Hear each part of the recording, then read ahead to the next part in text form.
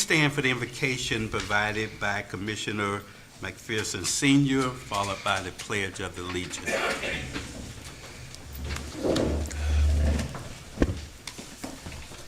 Heavenly Father, we just thank you for another opportunity to come before you, Father. Father, we ask that your spirit be with us tonight, Father, that you would give us divine wisdom, Father, to move your city forward, Father. Father, we commit this city and our citizens into your hand, Father. We ask that this city would be a city that is set up on a hill, that you will be glorified.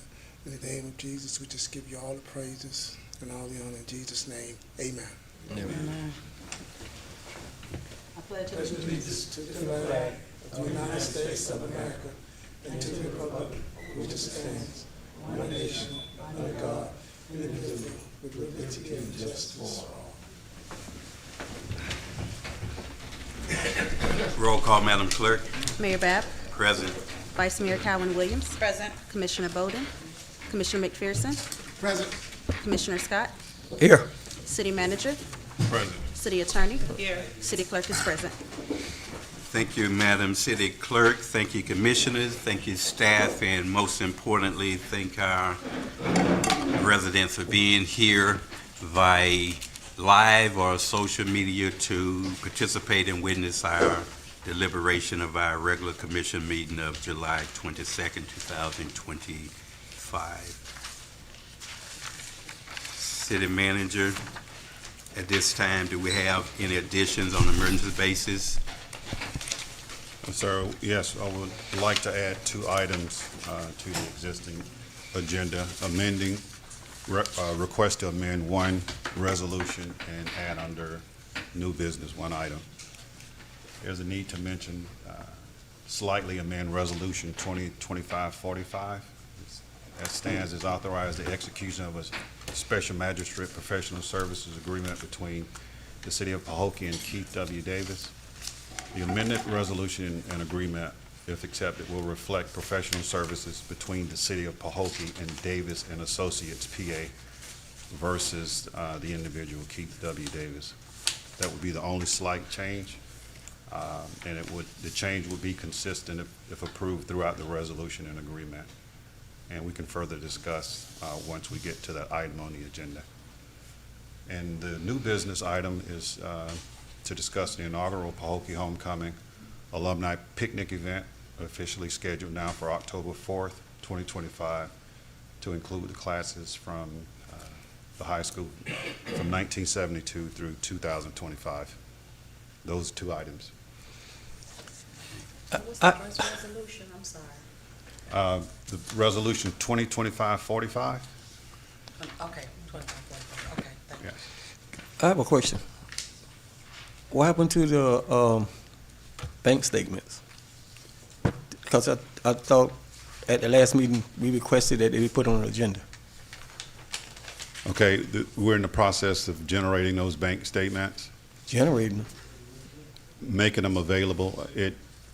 It's not just copying bank statements and providing them. I think you requested A month ago.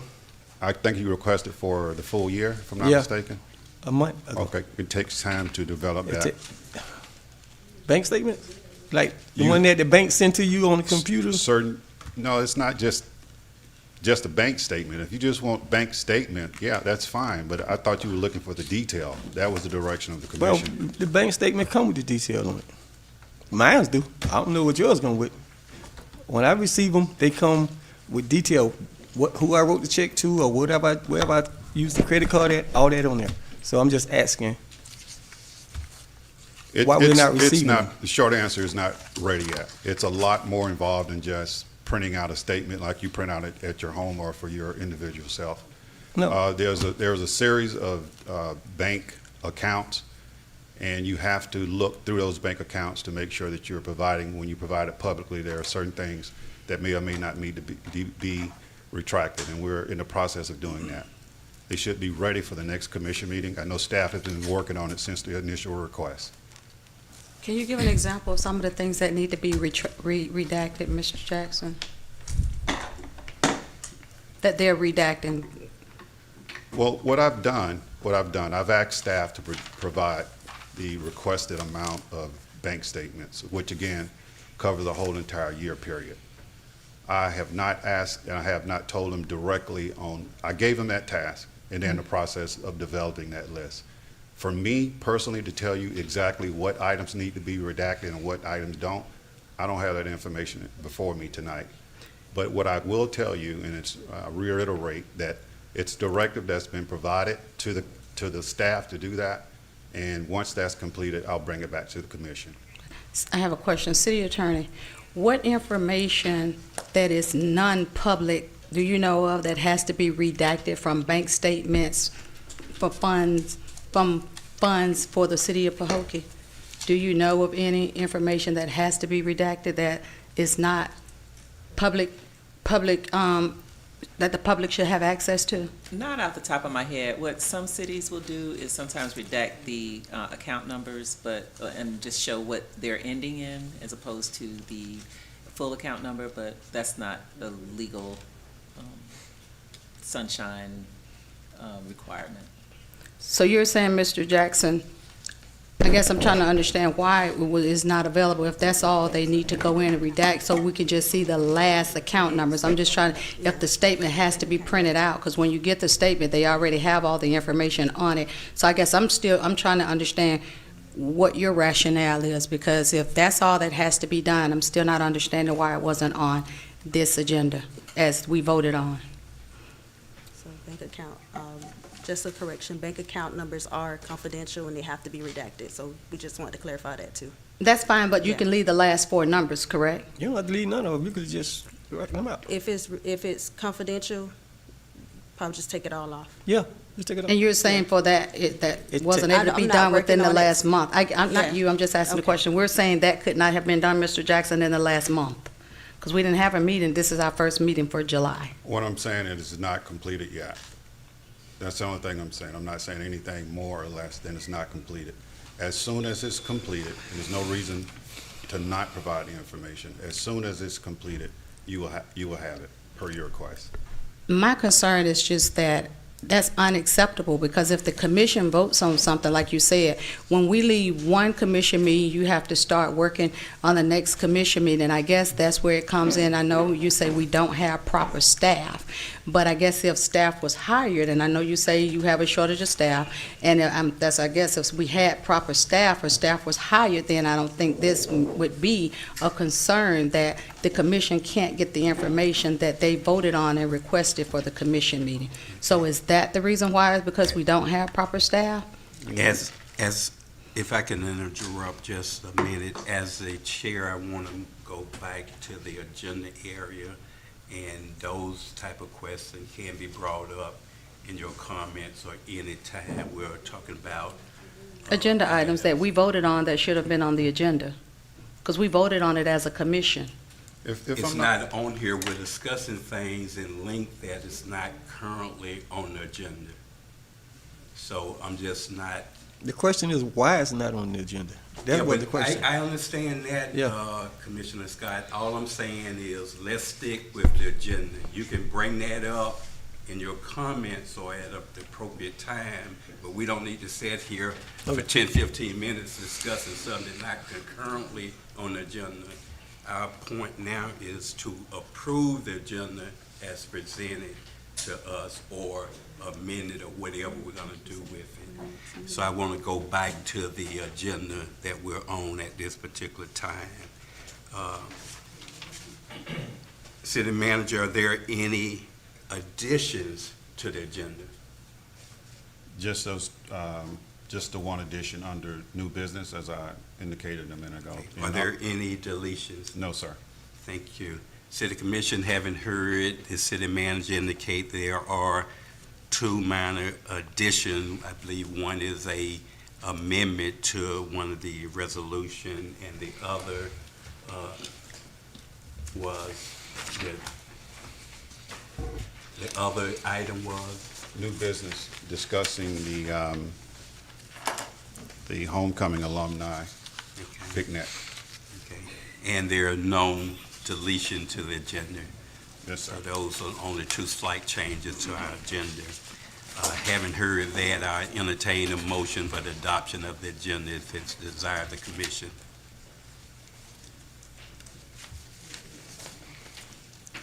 Are we going to adopt the agenda, or are we going to move? No. Okay. I motion we adopt the agenda. Are there a second?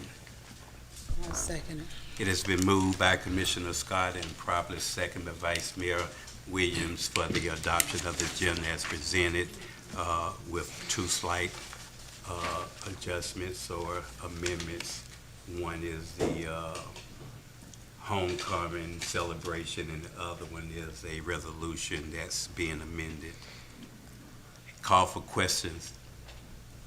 Hearing none, are you ready for a vote? Roll call, Madam Clerk.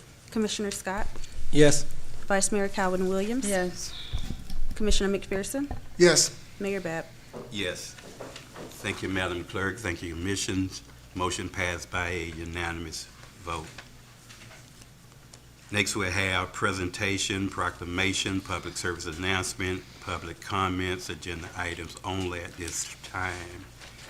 City Clerk, at this time, do we have any public service comments cards completed?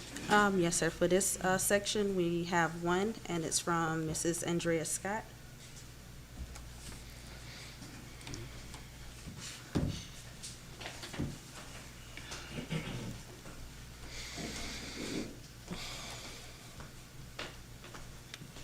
Good evening, Commissioner, Good evening. and everybody in their respective places. I am Andrea Scott. I'm here to ask this commission to not approve Resolution 1, 2, and 3. The reason behind, I think we need to advertise and promote these vacancies the proper way. There's so many people don't even know what's available.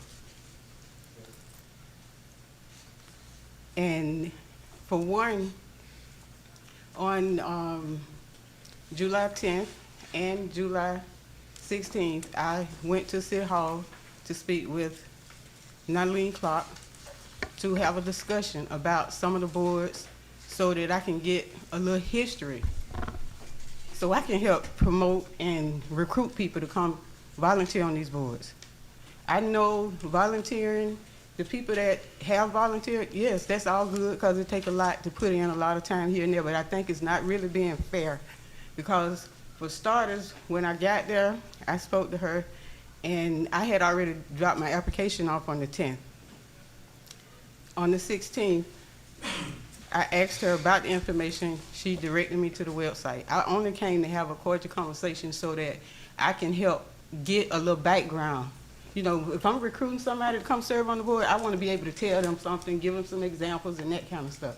So, moving forward, I asked about I had heard some conversations about the special event board. Of course, the special event board was not listed on the application that I could choose. So I brought that, I questioned, I said, well, maybe there's another name of it, you know. I said, so which board is this? And she said, no, it's called special event. It's just not on there. This application needs to be updated. So, but that particular application, although she questioned me about where did I get it from, it came from the website, and she said that it had been updated. I'll let you speak and then I'll Let me just chime in. finish. Yes, ma'am. So I go on and so I realized, I say, well, okay, she recommended, since I had filled my application out and checked off Parks and Recreation, she recommended to me that I only choose one because it could be overwhelming. And I figured, you know, she's been working, maybe she knows, so I'm okay with that. I don't know everything, so I chose one, and I just stuck with that one. But then when I find out that there's 4 or 5 other people on 3+ boards, now I got a problem with that. And I need to know, was I the only one being discouraged on getting another board, or what about the other people? What were they told? We got the same people on every board throughout this city. We got capable people in this community that could serve on these boards, but you got to give the people opportunity. If I may, Mayor, are you done? Yes, I am. Okay. Just for clarification, In terms of the application, you said you had gotten that application from someone. Yes. That did not come from the website? It don't matter where I got it from. Okay, but if that it did not come from the website. It did That come from the application website. says 2022. The application that's online is gonna say May 2024. Anyone can go on there right now. They will see that online. In terms of the advertisement, if you go on our website, it's advertised on there. The information is there. I've hyperlinked, and this is a discussion that you and I had. I've hyperlinked the boards, and they're able to go directly from each board to our code, and it explains to them what it is. In terms of being discouraged from serving on multiple boards, I didn't discourage you from serving. You told me you I said, recommended I said, that. I recommend that you don't stretch yourself thin. I didn't Okay, say, so did you recommend that to the other 4-5 people? I tell everybody that. Okay. So, and I didn't say you couldn't serve on more than one board. I even asked you if there was anything else that you wanted to serve on. You said not at this time. You only chose the Parks and Recreation Board. Those were the conversations. Yes. I did not discourage you in any Yes, way. you did. After you start having the conversation about the why, you know, and I'm okay with that. I say, well, she been doing this. Maybe that's a good thing. I'm okay with that. So Yeah, I figured but I would just like to further clarify. When I found out about all these other people on 4 and 5, now I got a problem with that because And I feel like I- that's not being fair. And we got some people in So- this community that are very well capable, and I think whatever advertising we're using now is not working. So We it's need on to get out there, Facebook. and I'm willing Yes, to get and I people, but understand. that's the reason I came to ask about a little history so I can help recruit Yes, people. and your conversation tonight is very different from the conversation that we had in person.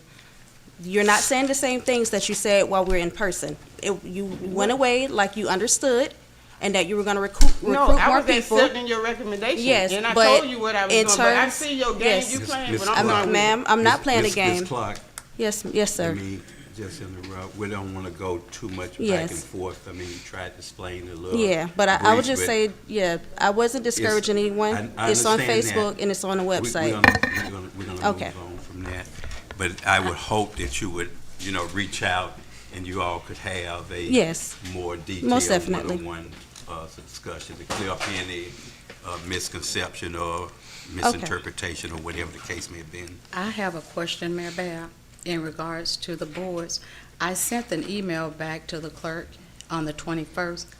I'm not even aware, I can't even see it, and I sent the email back, so these other applications, I can't even see them. They were sent to me as a link, and I sent the email back from the email that Mark sent on July the 10th. I cannot read the documents that come in links. They need to be sent as attachments, so I'm not even sure what other applications have come in with other people on it because I have not viewed them. So I just wanted to say that for the record. And I did send the email out on yesterday in regards to that I'm unable to even see. So I don't even know, if that's something we're voting on, I won't support it because I haven't even seen the other applications, if there's some. City Clerk, at this time, are there any additional comments from the public? No, sir, not for this section. Thank you.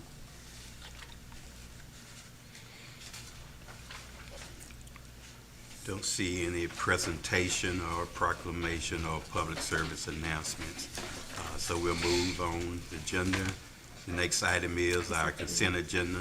We do have 2 items on our consent agenda. One, which is the June 24th, 2025 City Commission meeting minutes. The second is the June 26th, 2025 City Commission special meeting minutes. I'll entertain a motion for the adoption of the consent agenda item unless there is some reason a commission needs to have one pulled for further discussion. Yes. Need the motion at first. When I, Discussion. okay, we'll make a motion. I move that we accept the minutes for June 24th and June 26th. Second.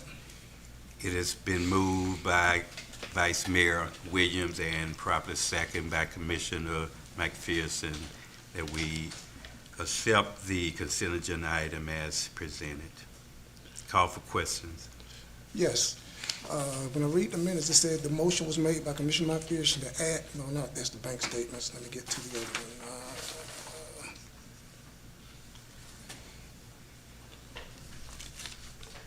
About the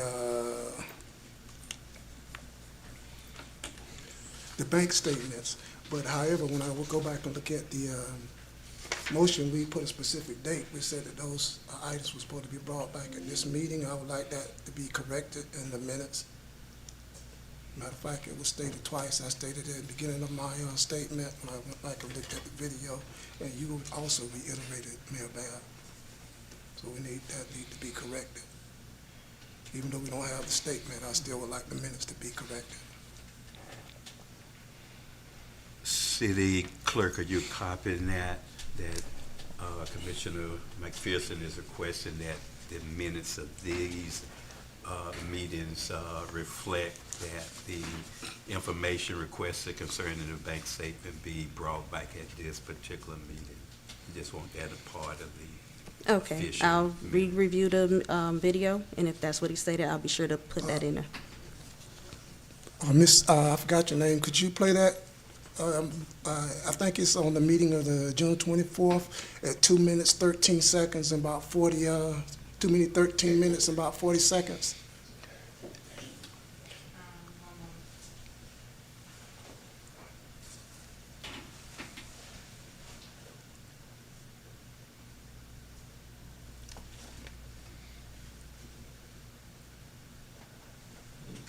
I think it's right after, the attorney statement.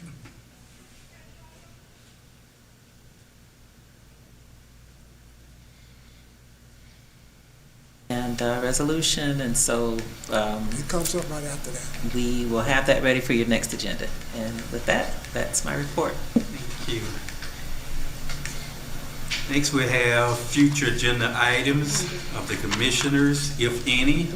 And I start with Commissioner McPherson. Yes. I would like to put it on the agenda for our next commission meeting that we can have bank statements for all the commissioners so we can see exactly where we stand at with our monies, the bank statements. You can stop it right there, ma'am. Can she let it play? Go ahead, let it play.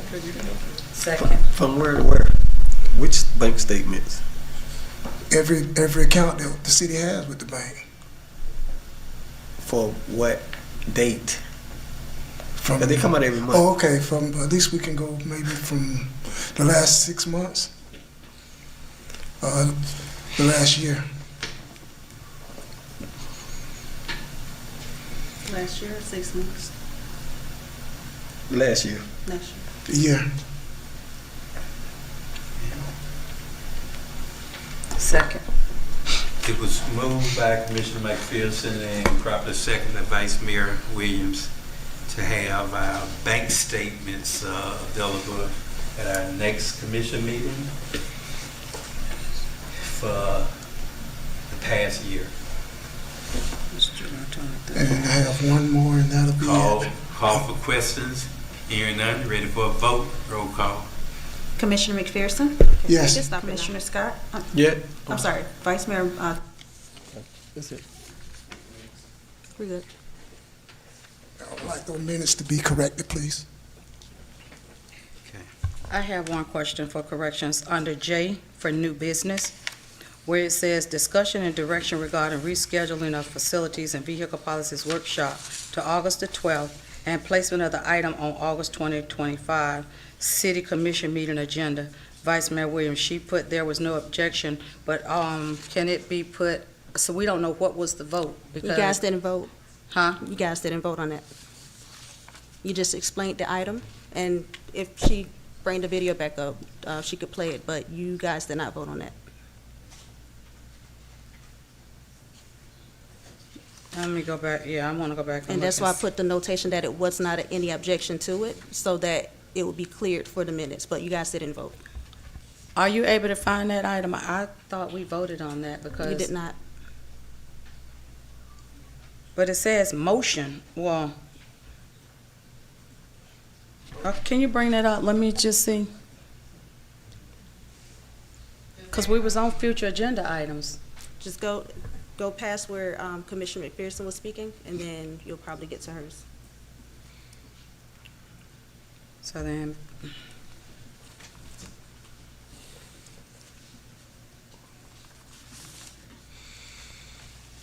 Calvin Williams, Yes. Commissioner Baker, Yes. Commissioner Scott, Yes. and Mayor Bab. Yes. Thank you. Motion passed by unanimous vote.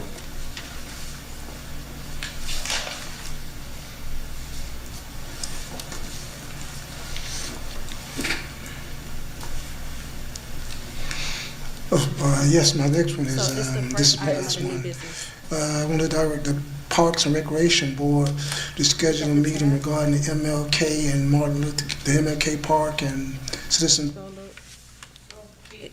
It's under new business, yes. It's actually letter J.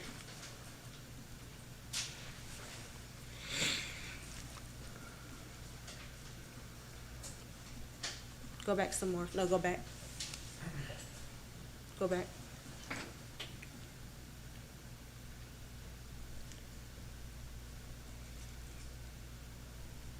$4,303 million, whatever it is, Go back. whatever the number.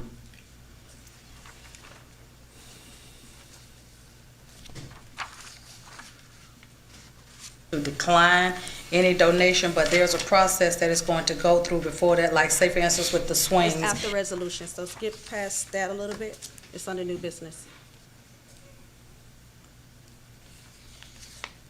These are future agenda items.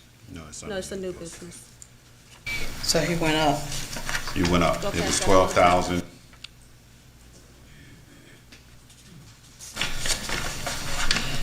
The effective date of last year's contract was July 10th, 2020. Yes, go past it a little more. Go back a $4,303 little million, more. whatever. It's a little bit before this one.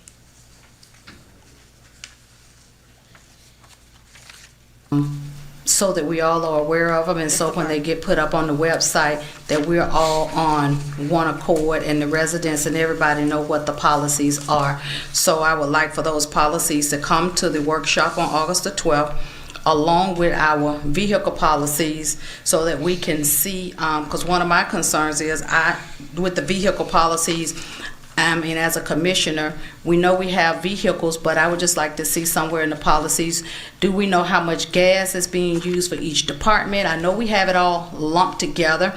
We don't get to see on a monthly basis. So I would like to those policies to come to the meeting along with whatever the city policies are, so we can look at them and make sure that we are that we tighten them up, because I know that we need some tightening up with these policies. And so that's what I'm expecting to see at the August 12th workshop. The facilities policies that we have now, the vehicle policies that we have, and the policies for the city policies, and so that we can look at them and make sure that they are all pretty much in line with each other for the August 12th workshop.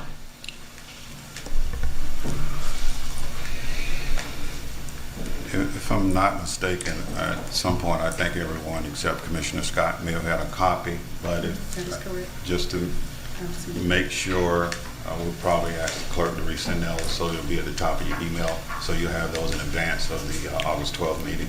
And we'll make certain that Commissioner Scott get copies of both of those policies as well. They'll receive it momentarily. And the city policy as well, the city policies.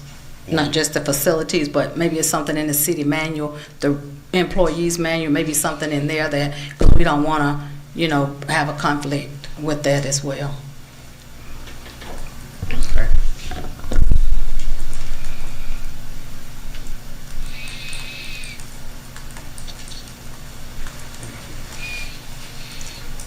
Is that it for number one? Yes, sir. Okay. Number two, just So that's the reason why I just wrote there was no objection to your item. So does that mean that it's not going to take place? That does not mean that it's not going to take place. That means that it will take place. There's no objection. No one objected that. So No, because I see the new timeline that we have for the finance budget, August the 12th is on there for that. So it can't mean that it's going to take place, because you all have placed that on there for August 12th. I believe that was already done prior to, but I'll allow the manager to explain that. That's not my item. How was done prior to, and this was last meeting, we talked about this in June. I believe the timeline was sent to you before June, if I'm not mistaken, Mr. Jackson. I'm not altogether sure. No. But I administratively, developing a budget timeline and workshops as obligated by state statute, and we'll talk a little bit more about that in one of the resolutions. I think that becomes priority unless there's a desire to meet earlier for a workshop on the 12th, to have that budget workshop take place. We have to have that done in order to pass our fiscal year 2026 fiscal year budget. And there is only so many dates on the calendar in order for us to do everything that's recorded according to the trim process. So if the commission desires to meet earlier as opposed to the 5 o'clock hour on the 12th, and the commission approves that, then we'll have 2 workshops that day. But outside of that, my recommendation is to move forward with the 5 p.m. scheduled budget workshop. Again, that's required by state statute. Can we bring the budget workshop closest this way instead of earlier than the 12th? You have certain dates and times to both advertise, and there are certain dates that you can't have workshops. If they're in conflict with the county or the school district, you can't have those. We spent quite a bit of time finding dates that fit the timeline, again, according to state statute, and those are the dates that we ended up with. What's the date? Just the 12th? August 12th is the We don't first have workshop. I'm asking, do we have a date earlier than the 12th that we can probably do it? As it stands now, staff is still generating and completing the budget for the workshop. So that is a date, again, that I've met with staff, met with department heads, and defined the date, the earliest date possible, aligned with what's available in terms of the calendar for meeting those workshop dates. The first one is scheduled for the 12th, and the following one is scheduled for the 26th. We'll have 2 workshops prior to approving and recommending approval of next fiscal year's budget. I just have one question, Mr. Jackson. You said we have to give a certain time. What is the number of days that we have to give notice for the budget workshop meeting? It's not the number of days that we have to give notice. There's a number of Right, days that's what I'm asking. through trim. What and is the number of days? And millage process, the state statute outlines that you have to have at least, if I'm not mistaken, 30 days prior to the workshop to produce that information to the public and make it available. We also have responsibilities to the Department of Revenue through their process as well to align those dates. That's why we provided and projected the budget timeline. So is that why the other one was time. canceled? Because we didn't have the correct time, or is it that staff is not getting it done on time, that it had to change? I know it was canceled, but we wasn't given a reason why it was canceled, so I was just asking. It was not canceled, it was postponed. What same. postponed, the It was reason for postponement? It was postponed due to having all of those things that I just described in place. What things? What I just described, the whole entire process, developing the budget, meeting with department heads, defining the budget. A big part of it, why it was not online and on time, is that we made requests through the commission to provide dates for certain things for next fiscal year, that we had a major time in getting those responses back. From commissioners? We have to develop, that's one of the areas. We have to develop a proposed budget for future years. And if I'm not mistaken, there were multiple emails sent out to make sure that you qualify, you submit everything that you had scheduled for the next fiscal year in order for the commission to finalize your budget, operating on the assumption that we will have a zero-based budget, so we're not proposing anything that won't be covered under the budget. And my idea is to make sure that all of those things were put in place in enough time to go through with staff, finance, and department heads to ensure that all areas of the budget for next year are exhausted fully and made aware before we finalize and make a proposal to you for completion of next year's budget.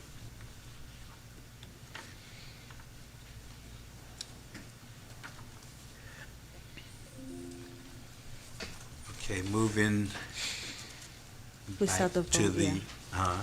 I was saying we still have to vote on the item. I didn't hear you. We still have to vote on the item with the corrections.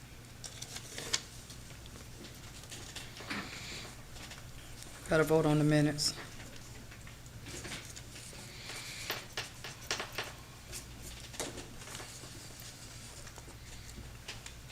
We have two consent agenda items.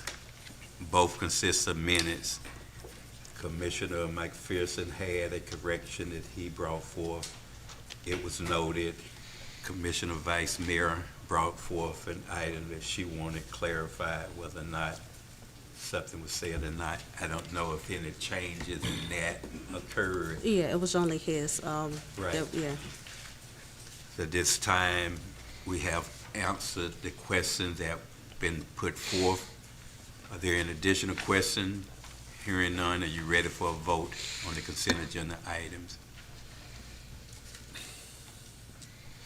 City Clerk, roll call. Vice Mayor Calvin Williams, Yes. Commissioner McPherson? That's with the necessary corrections, correct? Yes, that's correct. Yes. Commissioner Scott Yes. and Mayor Bab. Yes. Thank you, Madam Clerk. Thank you, Commissioners. Motion passed by unanimous vote.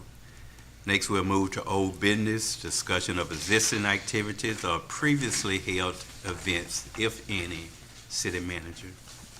No, sir. I'll provide that throughout the meeting and also through my manager's report.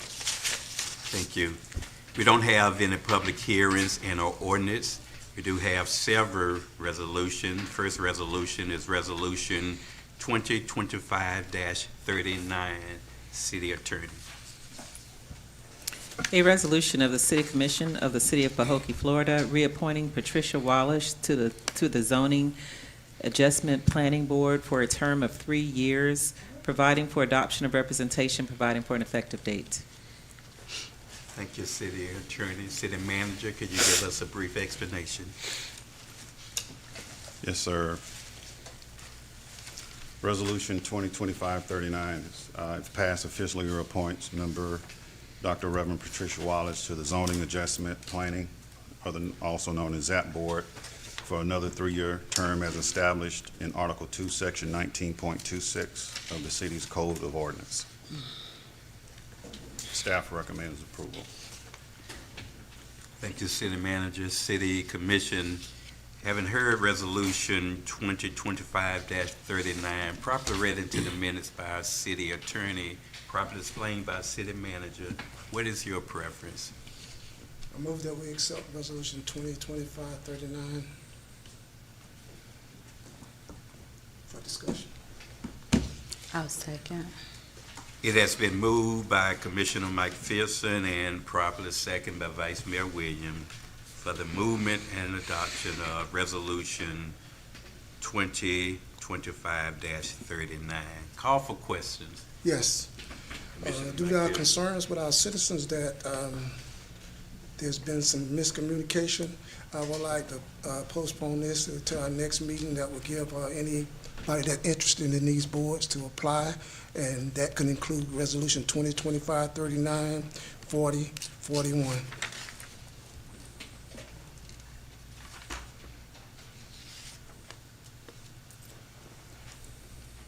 And I have one question. City Clerk, I know we Yes, have ma'am. this, and I appreciate Pastor Wallace wanting to continue to be on the board, and we're glad that she wants to continue to be on the board, and we do need members and want members to be involved. But my question is, was there an up-to-date application? Because it wasn't attached to this. So, There- because we don't want to make sure that we have the same issues with audits, that we don't have the proper paperwork. And so I know she's been on the board, and just reappointing her, I didn't see the application doesn't- attached. for a So it wasn't reappointment. with this. For reappointment, she's a current member, so she does not have to do an application. She did an application to serve on a different board. So you don't have to reapply for reappointment. She just expressed her interest to serve, and so it's brought to you guys for consideration to reappoint her. And my next concern is, on June 24th, we had a meeting. Clara Mervin was appointed to this board as an alternate. So my concern is for the future. If at that time, I see car booth position is available and that position. Out of doing things the right way to make sure that our residents feel like there's transparency, at that time, if you knew, I had a spreadsheet or however you keep it, if that position was open, it could have been discussed at that time that this board is going to have 2 openings coming up, but you come to the next meeting wanting to appoint someone, and we appointed someone as an alternate at the time, and that never came up. So I'm just saying, out of fairness and transparency, if there's, however you keep it, to show that to the residents that they all get, you know, the same treatment, and that the boards are advertised properly, that at that time you could have said, you know, Pastor Wallace has an interest in it, but we will have 2 positions available on this board. Well, at that time, I was not aware. I had to go back and just double check. But on Facebook, on July 2nd, I shared a post, and that's a standing item on Facebook, encouraging residents to come and apply. And that's a post they can click on and go directly to our website, where there's a standing advertisement under boards and committees. And there's a table in which I hyperlinked. There's all city boards are listed. They're hyperlinked, so they're able to find out about the board and determine whether or not they want to serve. Also, in that table, it lists all the vacancies. So if a board is vacant, it's there, and that's a standing item, that's always been there. If there are 1 or 2 vacancies, that's also available. Okay. So everyone has the same information. I don't have a dog in the fight. Right. I'm not going out telling one person to apply and not apply. No, I'm All of not. this is I'm put not out saying that. I'm just saying. for everybody. I'm just, in light of everything, I just want to clear the air on that. Okay. So all of the residents have access to the same information, and as we speak, they can go online and they can see this. So it's a So- standing advertisement on our website right now. Is it way possible we can put some out in City Hall? Because everybody doesn't go online or have a Facebook page. Sure, I can print this So and I just place it understand there. what you're saying about Facebook, but everybody don't use Facebook. So I'm saying, just so everyone can have access, if it's in City Hall, when they come in, they can pick it up, because, you know, we do have residents that Yes. come in City Hall. And, So that's and the as only I, thing. and as I typically share with residents when they come and apply and ask about the boards, I tell everyone, if you know someone that's interested, please have them to come and apply. So everybody's hearing the same information from me. And I understand that I'll print this and I can place it at City Hall, but we're doing our due diligence in putting this information out. Okay, we have a, If I may, Mayor, as well. I'm not really sure if I'm following the rationale of the motion. We often talk about the importance and urgency of having residents to participate on boards. And we work tirelessly trying to make sure that we find people that qualify for all of the city boards on an advisory level, because we understand the importance of doing so. And now to hear recommendations on not approving those that have come forward through an open process with interest of serving on boards, it might not do well for those that are considering in the future to participate on boards. We heard the term discouraged earlier. This is very discouraging to have residents to come forward, show an interest, commit their times to serving on multiple city boards, and basically being told or suggested that something is wrong with the process and they should either reapply or find another way to help and participate with the city. That is not encouraging at all. And I will say the commission, to some degree, on some of the boards, have a direct relationship in encouraging people to participate on boards, because you personally, as commissioners, pick those people. And on the boards that you selectively pick, it's been the board with the least participation. So for staff to work tirelessly trying to solidify boards, it gives a not so good message. And then also, if I may add just one quick thing, Commissioner, we're gonna move on. Right now, we have a motion and a second on the floor. We was opening it up for comments. To my interpretation, Commissioner McPherson comment was what it was, a comment. We're gonna vote up or down on this particular resolution, whether or not you accept this as a person to be reinstated or reappointed to this particular board. That's the comment, that's the resolution, that's what we'll be voting on for this particular resolution. The other comments, when we open it up for question, you have an opportunity to ask with any question that you feel you need to ask for clarification. Outside of that, we want to focus on the resolution itself. In doing the comment part of it, I hope we stick to comments concerning the actual resolution and not stray too far from that to be properly in order. Okay.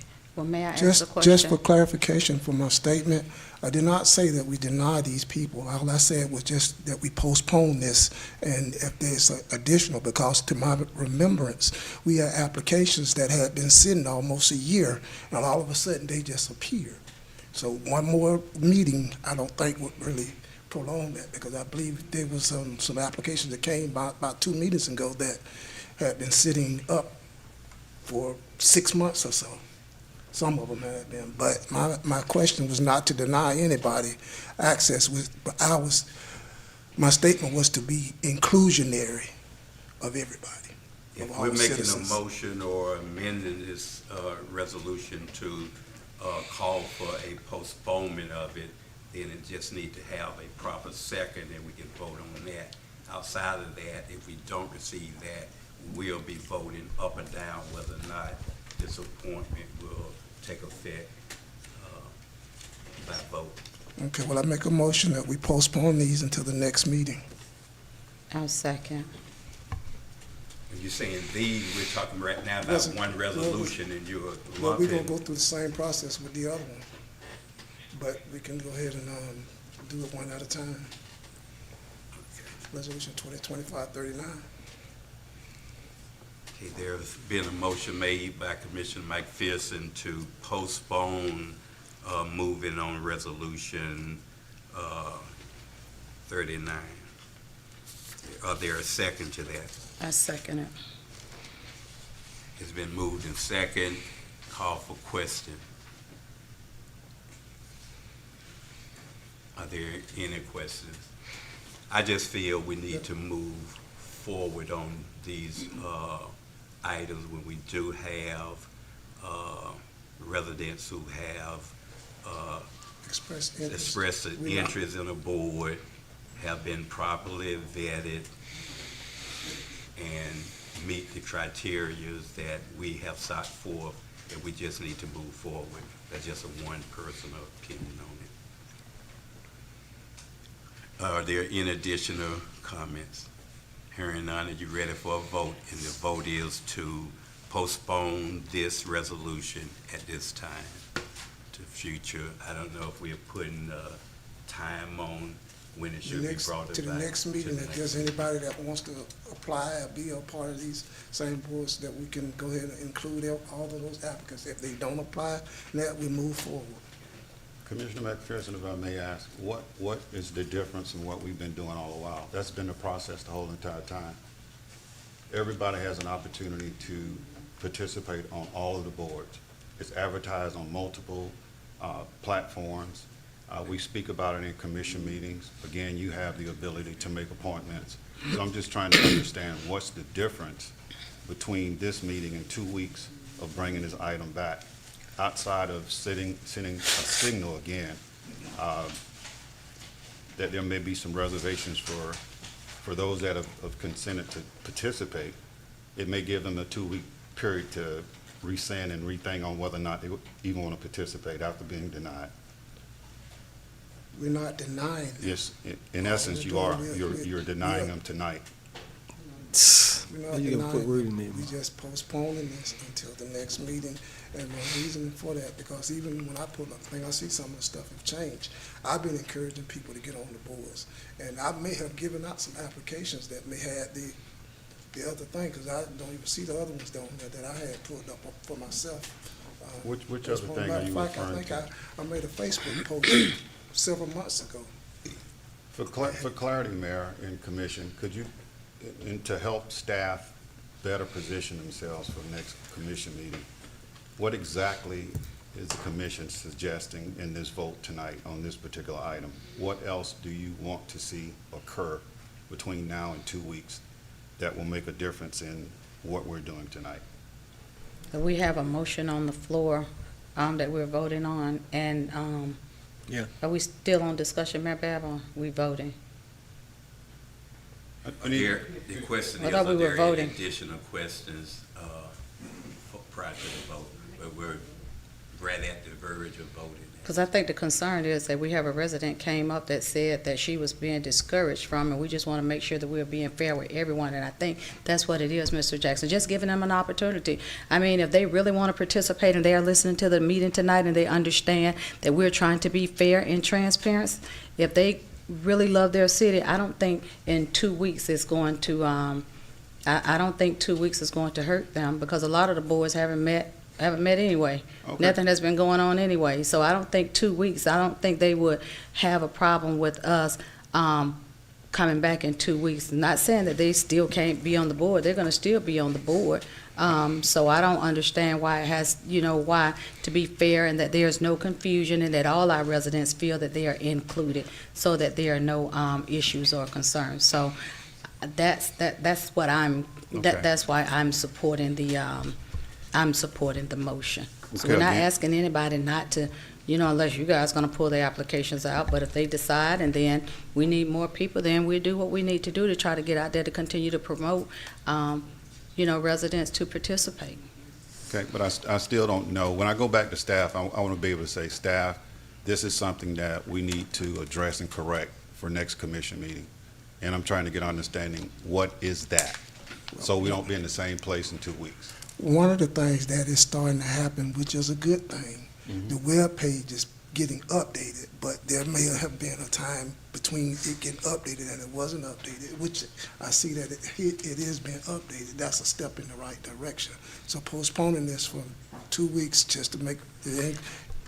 And I then have a include question. the Are they residents. able to fill out the application online, or do they have Yes. to come in No, it's and get the fillable. application? It's You can do fillable. it Because online. Yeah, it's fillable, and the application, the website was updated when Commissioner McPherson at the last meeting encouraged people to apply. But we're not getting a lot of people to apply, so which is why you may see some of the same names. And when we get them, I give you guys a memo, so you guys can check the memos and see every time I get an application, it's included in there. So it's just up to, more people to start applying. I just hope that we all just take heed to what the city manager just indicated, that what the impression it does do give for those who have applied and have brought forth their application and have made a statement that they are willing to continue serving, even just a 2 weeks postponement is sending a message. I don't think that this current commission won't mind service any longer. So you may not be saying that, but it is also, on the other hand, sending that, or possibly sending that to the applicant who have put the application up for. We have had the opportunity to ask questions. There's a motion on the floor for a postponement for 2 weeks. Ready for a vote? Roll call, Madam Clerk.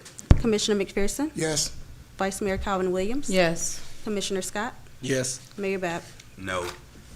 Motion passed by a majority, 3-1 vote, that they move to propose So a there was postponement of the, To accept, and it wasn't voted on, so just leave it. I really can't see this, I'm sorry. Yeah, no, Okay. but he came back. My eyes have been really bad lately. Okay, now we'll move to It wasn't voted on.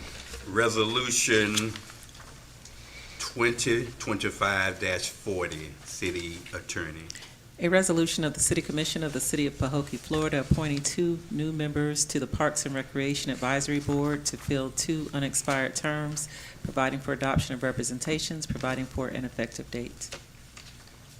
Thank you, City Attorney. City Manager, could you give us a brief explanation? Yes, Resolution 2025-40, Article 5, Section 2162 of the City of Pahokee's ordinance established the Parks and Recreation Advisory Board.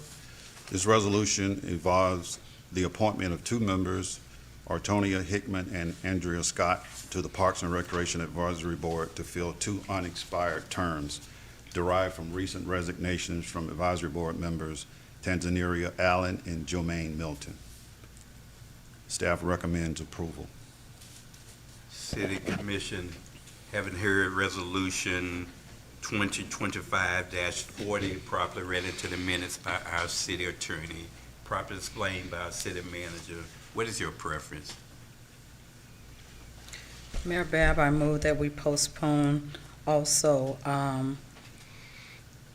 approving this until the next commission meeting, giving other residents opportunity. Is there- Okay. It has been moved and properly seconded that this particular resolution, Resolution 2025-40, be postponed for 2 weeks to give and allow others to apply. Call for question. Hearing none, are you ready for a vote? Roll call, Madam Clerk. Vice Mayor Calvin Williams? Yes. Commissioner McPherson? Yes. Commissioner Scott? Yes. Mayor Bab? No. Motion passes by a majority, 3-1 vote. Next, we have Resolution 2025-41. City Attorney. A resolution of the City Commission of the City of Pahokee, Florida, appointing members to the Special Events Advisory Board, providing for adoption of representations, providing for terms of office, providing for an effective date. Thank you, City Attorney. City Manager, could you give us a brief explanation? Yes, sir. Resolution 2025-41, appoint members to the Special Events Advisory Board as outlined in Section 2168 of the city's code, and establishes the Special Events Advisory Board through that section, and make recommendations to the City Commission regarding special events held within the city. Further, the board consists of 5 members, each appointed by an individual city commissioner. Members serve terms and carry out responsibilities as outlined in the city code. The following individuals have communicated interest in serving on the Special Events Advisory Board: Patsy McAllister, Asiria Reddick, Alfonso Smith Jr., Luz Torres, and Dr. Reverend Patricia Wallace. Staff recommends approval. I will also say, I've heard the sentiment from the previous 2 resolutions, but this particular board was strongly suggested to develop at the last commission meeting. It had not been very, very active from my understanding and review since the city centennials, a couple of years back. But when the group spoke of developing the alumni picnic, the last commission meeting, through discussions with the commission and further meeting with the group, from a staff standpoint, it was best suited, and also coupled with the fact that the city attorney recommended a co-sponsorship resolution that you'll hear a little bit later in tonight's meeting. All of these things were developed to make sure that a process was in place to successfully bring about this inaugural event and use it as a launch pad to develop and promote future special events within the city. Again, it took quite a bit of time for staff to rally people around this idea and concept. There's only one existing member that was on that inaugural committee, from my understanding, that dealt with the special event, dealt with the centennial celebration. But we were able to encourage and gain application and conversation around the others to join again to help move the city in a direction that it would be proud of from a special events situation. So this is the reason why this resolution is here. And again, I recommend strongly recommend approval for this events committee. Outside of that, it puts the planning, marketing, and further developing that alumni event in jeopardy, even if postponed for 2 weeks.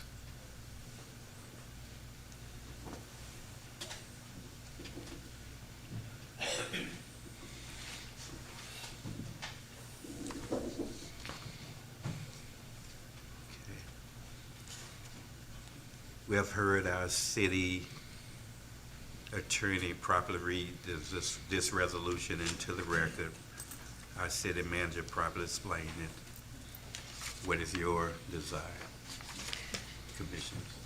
I have a discussion. Okay, so, I move that we accept resolution 2025-41. 42, I think, is it 41? 41. 2025-41. Second. It has been moved by Vice Mayor Williams and properly seconded by Commissioner Mike Pearson that we adopt Resolution 2025-41. Call for questions. I have a question. Mr. Jackson, you said that if this is put off for 2 weeks, can you explain to the commission how is that putting it in jeopardy for 2 weeks? The fact that we've met with the representatives that's going to be a part of this event committee, special events committee, we've already preliminarily developed a budget for it. We requested information for them to provide a budget, and from developing that budget, they presented it last week, and the city will serve as the receiver of funds. And after receiving that, we've established a vendor fee for the number of vendors that they're going to have, and there's a total of 15 vendors, if I'm not mistaken. Let me tell you the exact amount.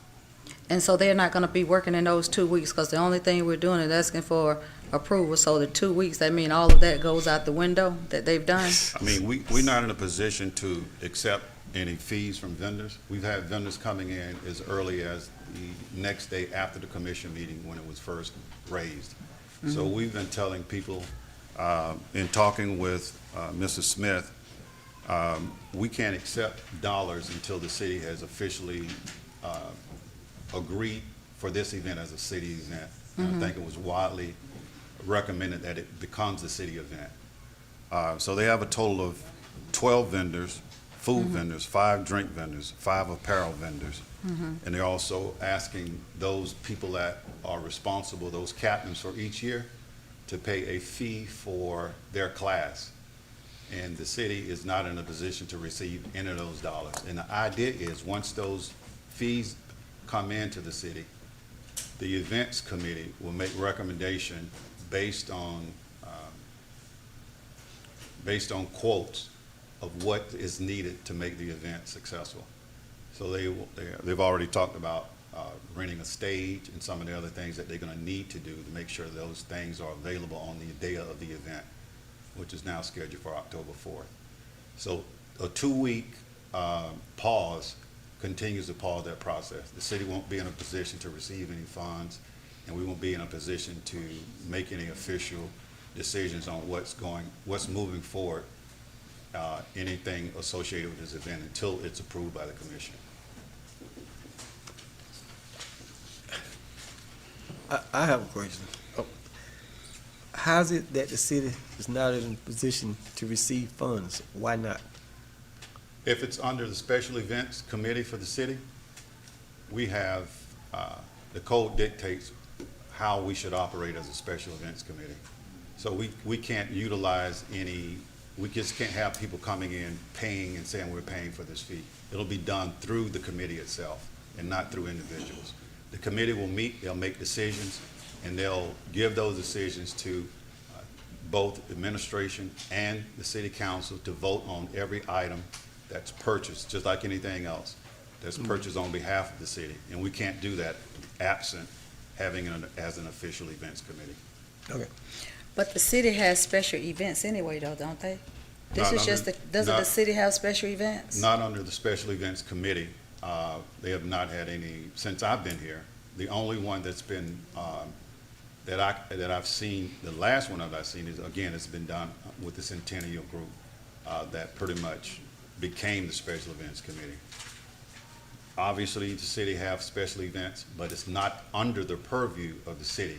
It's individuals or organizations that's transacting an event that happens to be in the city of Pahokee. Okay. Are there any additional questions? Yes. Are there any more vacancies on that particular committee? Not as it stands. Alternate? No alternates or nothing, just. If I'm not mistaken, this is a 5-member committee. That's correct. Because it was, let me just say, because I know when I was on that committee, because we don't have any, we had community partners. We had, all of those were a part of it because we were also asking them, but I noticed here, we don't have any community partners, so are we not having community partners as part of this committee? No, No. because when it was transferred over to the Special Events Advisory Board, it specified that it's residency required.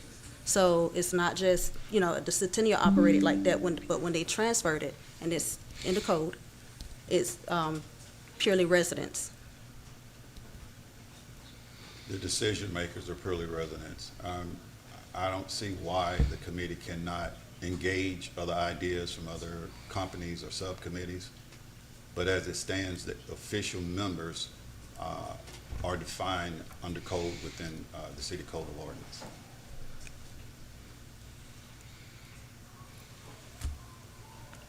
And that's section 2-168.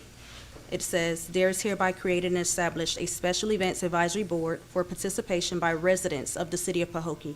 The advisory board shall consist of 5 members who shall each serve a 2-year term, with each commissioner selecting 1 member to be considered and approved by the majority of the city commission, except for the initial 2-year terms, whereby the advisory board shall consist of all members who served on the city Centennial Committee. So it's different based on how the code was established. Are there any additional questions? Hearing none, are you ready for a vote? Roll call, Madam Clerk. Vice Mayor Calvin Williams, Can we clarify the vote? Wait, The it vote says, is to appoint the 5 members Okay. that's I listed didn't on this resolution Okay, to the Special Event Committee. go ahead. Proceed. hold on. I thought she had made a motion to it postpone. says Mr. each Mayor. commissioner has to, so each one of Yeah. us have to say who we appointing. Yes, Mhm. correct. There are blank spaces here Right. for you all to appoint.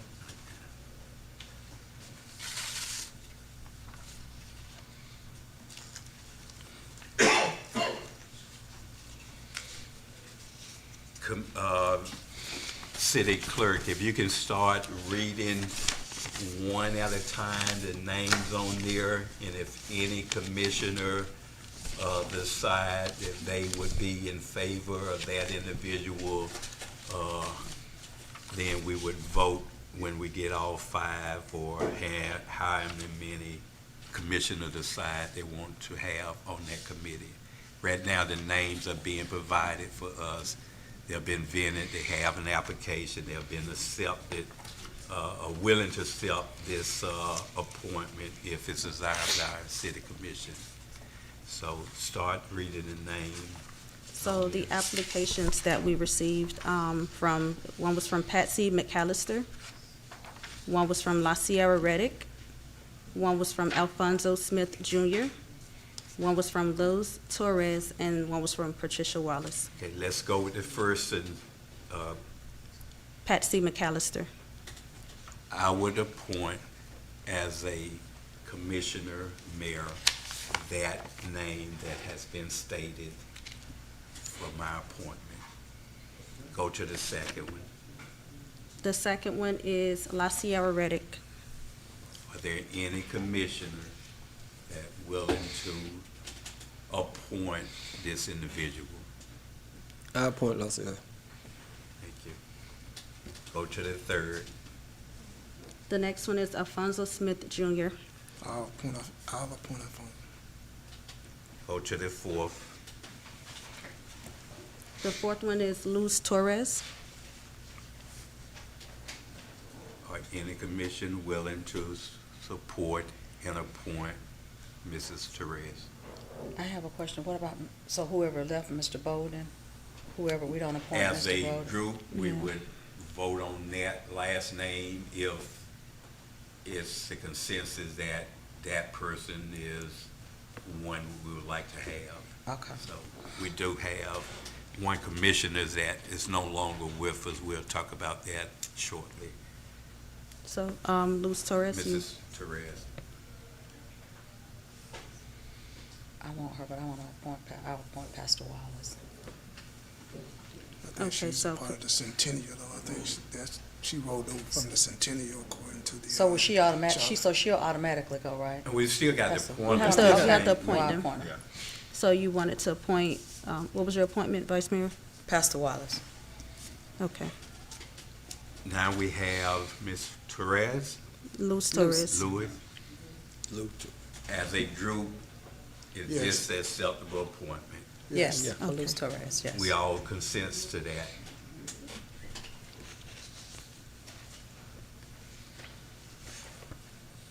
So we have a motion and a second on the floor to appoint those said names that's now on the resolution. Call for additional questions if there are any. Hearing none, are you ready for a vote? Roll call, Madam Clerk. Vice Mayor Calvin Williams, Yes. Commissioner McPherson, Yes. Commissioner Scott, Yes. and Mayor Bab. Yes. Thank you, Madam Clerk. Thank you, Commissioners. Motion passed by unanimous vote. Next, we'll have Resolution 2025-42, City Attorney.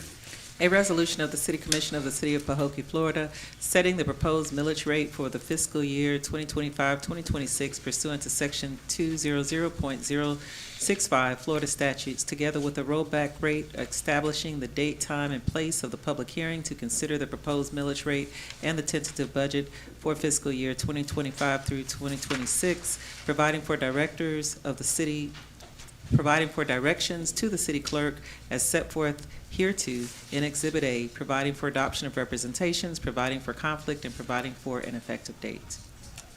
Thank you, City Attorney. City Manager, could you give us a brief explanation?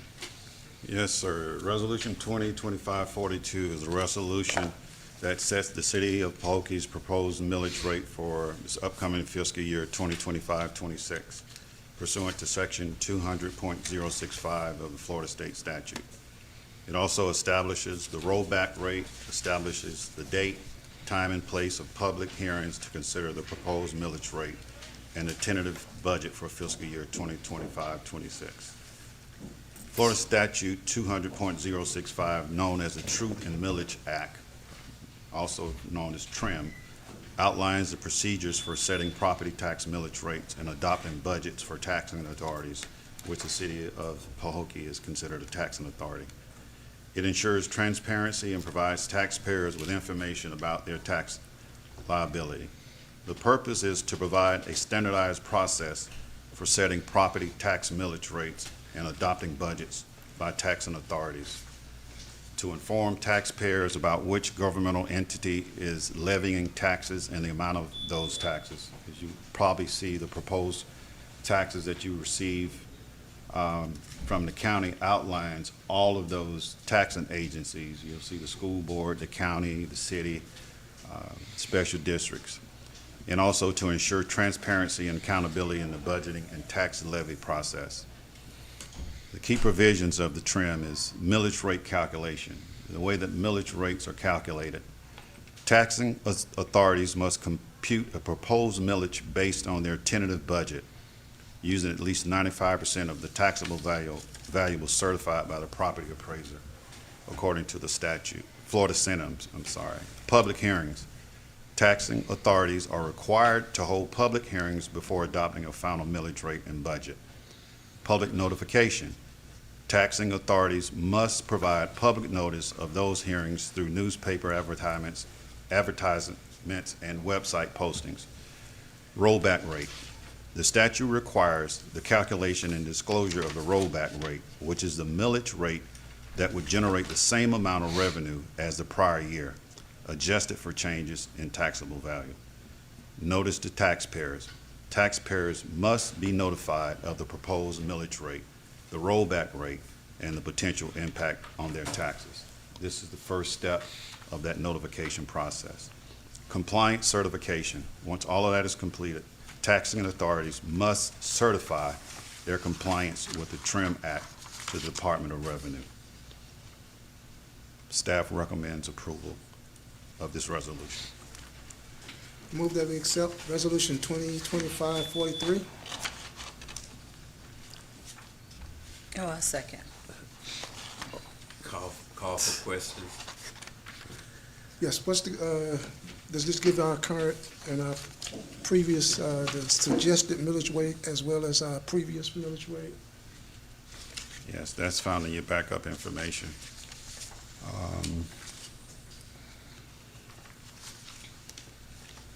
Under section,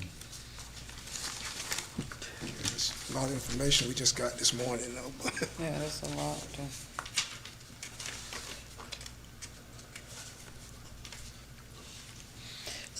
On page 24, I guess, can you explain, I guess that's number 16 and 17, where it says complete by taking taxing authority, say current year rollback rate is 5.95. And then it says current year proposed operating millage rate, 6.54. So is that an increase? Or are those two separate? and what are you reading from again? Page 24, on the part that says certification of taxable value. Okay, yeah, that's the prior year millage rate, which is 6.5419 per 1,000, and there's no change to that. And the, Number 16 say the current year is 5.95, and it says the current year proposed. no, that's the current year rollback rate. That's not the current year millage rate. There's a difference between the rollback and the millage. The rollback, again, is the same amount, which is the millage rate that would generate the same amount of revenue as the prior year. So that rollback rate of 5.95 will produce the same amount of revenue as produced by the millage rate last year at 6.5419. Okay, so the taxes are remaining the same? Yes. Okay. So there's no change, we're leaving it as is. No change. Question, City Manager, City Attorney, when will we have a public hearing? Even on this resolution, we don't for the proposed millage rate. I'm asking because I know the residents have an opportunity to at least present a comment card if they had any items that was on the agenda that they wanted to at least comment on, but I just want to make sure we didn't miss any kind of steps in there as far as like a public hearing from the public to comment on the proposed millage rate. Yes, you will have, actually two, I think your Yes, manager has a yes. schedule. The schedule that was provided outlines 2 workshops. Again, those dates are August 12th and August 28th, and they're doing both commission meetings. And the special hearings, the first hearing is advertised for September 8th, and that will be a different date. It won't be the typical Tuesday because, again, as I indicated, we can't have conflict with the county's meeting or the school board meetings. So the September 8th date, I'm not mistaken, it's on a Monday at 6 p.m. will be the first hearing because of the potential conflict with the county. And the second hearing is scheduled for September 23rd during a regular commission meeting at 6 p.m. And at both meetings, the public will have an opportunity to respond and ask questions and inquire about the proposed tentative budget and millage and rollback rate. And that 30-day doesn't, because it's a 15-day difference between the September the 8th and the September the 23rd, so that 30-day doesn't count with these two hearing dates? That does not apply to the special hearing dates. There's an advertised piece that we have to put in place, and that has already been developed and put in place. And Mr. Mayor, it is under Section 5 of the resolution. And also, if it is going to be a part of the regular agenda meeting, it needs to come first, per the guidance of the state. Correct. Are there any additional questions? Hearing none, are you ready for a vote? Roll call, Madam Clerk. Commissioner McPherson, Yes. Vice Mayor Calvin Williams, Yes. Commissioner Scott, Yes. Mayor Bab. Yes. Thank you, Madam Clerk. Thank you, Commissioners. Motion passed by unanimous vote. Next, we have Resolution 2025-43. City Attorney. A resolution of the City Commission of the City of Pahokee, Florida, authorizing the city manager to execute a marketing agreement with Utility Service Partners, Private Label, Inc., DBA Service Line Warranties of America, as set forth hereto in Exhibit A, providing for adoption of representations, conflicts, severability, and an effective date. Thank you, City Attorney. City Manager, could you give us a brief explanation? Yes, Resolution 2025-43 authorizes city manager to execute a marketing agreement with Utility Service Partners, Label Inc., doing business as Service Line Warranties of America. This agreement enables Service Line Warranties of America to offer an optional service line protection program to the city residents of Pahokee, allowing them to obtain protection plans for the repair and maintenance of water and sewer service lines on their private property. This program comes with no cost to the city and includes provisions for SLWA to use the city's name and logo on approved marketing materials. As you may very well remember, a presentation was provided by this organization that partners with the National League of Cities to provide this service. So staff recommends approval. Thank you, City Manager. City Commission, having heard our City Attorney properly read this Resolution 2025-43 into the minutes, properly explained by our City Manager, what is your preference? Mayor Bab, I move that we accept Resolution 2025-43. Are there a second? Second. It has been moved by Vice Mayor Williams and properly second by Commissioner Mike Pearson, Sr., for the adoption of Resolution 2025-43. Call for questions. Hearing none, are you ready for a vote? Roll call, Madam Clerk. Vice Mayor Calvin Williams, Yes. Commissioner McPherson, Yes. Commissioner Scott, Yes. Mayor Bab. Yes. Thank you, Madam Clerk. Thank you, Commissioners. Motion passed by unanimous vote.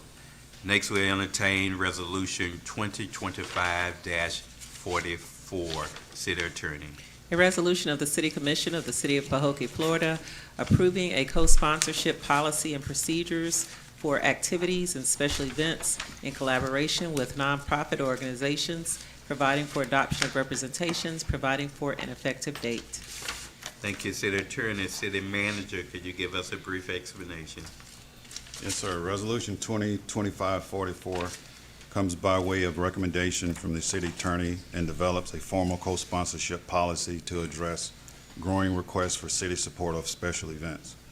This resolution seeks formal adoption of a co-sponsorship policy and procedures to guide the city of Pahokee's collaboration with nonprofit organizations on recreational, cultural, and community-based events that serve a public purpose.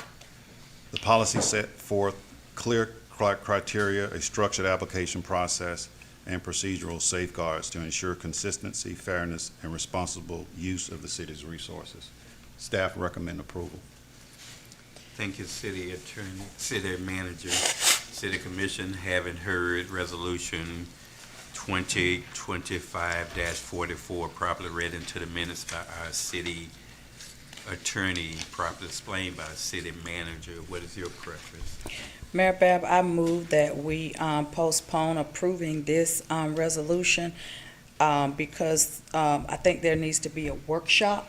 And I guess after talking to the attorney, it's not what I thought it was, is with nonprofits. And I thought, this is just my understanding until I talked to her, I thought we were talking about co-sponsorships with like anybody who we wanted to. And I guess that's not what this is. This is for, I guess, nonprofits when they're wanting to utilize, I guess, like city resources after they've been co-sponsors of an event, and there are guidelines and policies that they have to follow. So I think we should suspend it until we can have a workshop on it, and we can have time to review this to make sure that the guidelines that are set in here, because one of my concerns is that I saw in here that I read, where it talks about in the nonprofit bylaws, it has to say in their bylaws, and I just want to make sure that, and I know we're not going to ever be able to satisfy everyone, but it says in their bylaws, it needs to say, or in their operational history, a commitment to recreational, cultural, or community service. And that's just a concern of mine that I think that we as a commission need to go through the policy for this together. And I second, that's what. It has been moved by Vice Mayor Williams and properly seconded by Commissioner McPherson that we postpone this particular resolution, which is Resolution 2025-44. Call for questions. Yes, just a comment as for the cause of question. It's just sometimes we getting this information. I mean, I didn't pick up my packet till this morning, and it's trying to go through all this stuff and really understand. So that's why I would second agree with the workshop so we can get a clear understanding of what we're voting for. Any additional questions? Hearing none, are you ready for a vote? Roll call, Madam Clerk. Vice Mayor Calvin Williams. Yes. Commissioner McPherson. Yes, Commissioner Scott. Yes. Mayor Bab. Yes. Motion passed by unanimous vote to postpone this particular resolution, which is Resolution 2025-45, until we're able to have a workshop to discuss and give some input if needed. Next, we'll move to Resolution 2025-45, and this is one that our city manager have did some amendments on, which will also be explained as he present that. At this time, we'll have our city attorney read this resolution into the record.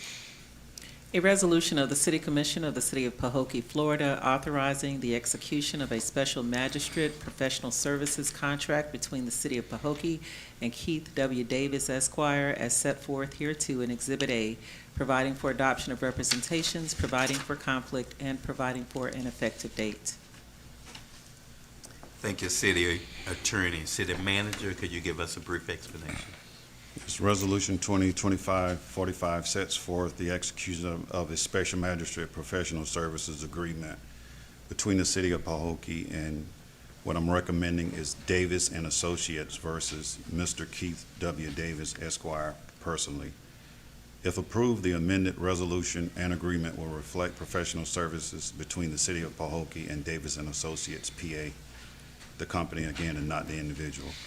As defined in Section 2-141 of the City of Pahokee's Code of Ordinances, the special magistrate process is designed as an enforcement process pertaining to homeowners and businesses of building, structural, zoning, licensing, and life safety type cases for which corrective action has not been taken.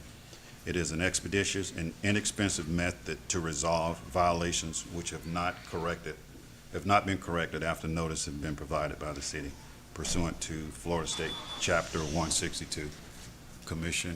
Staff recommends approval.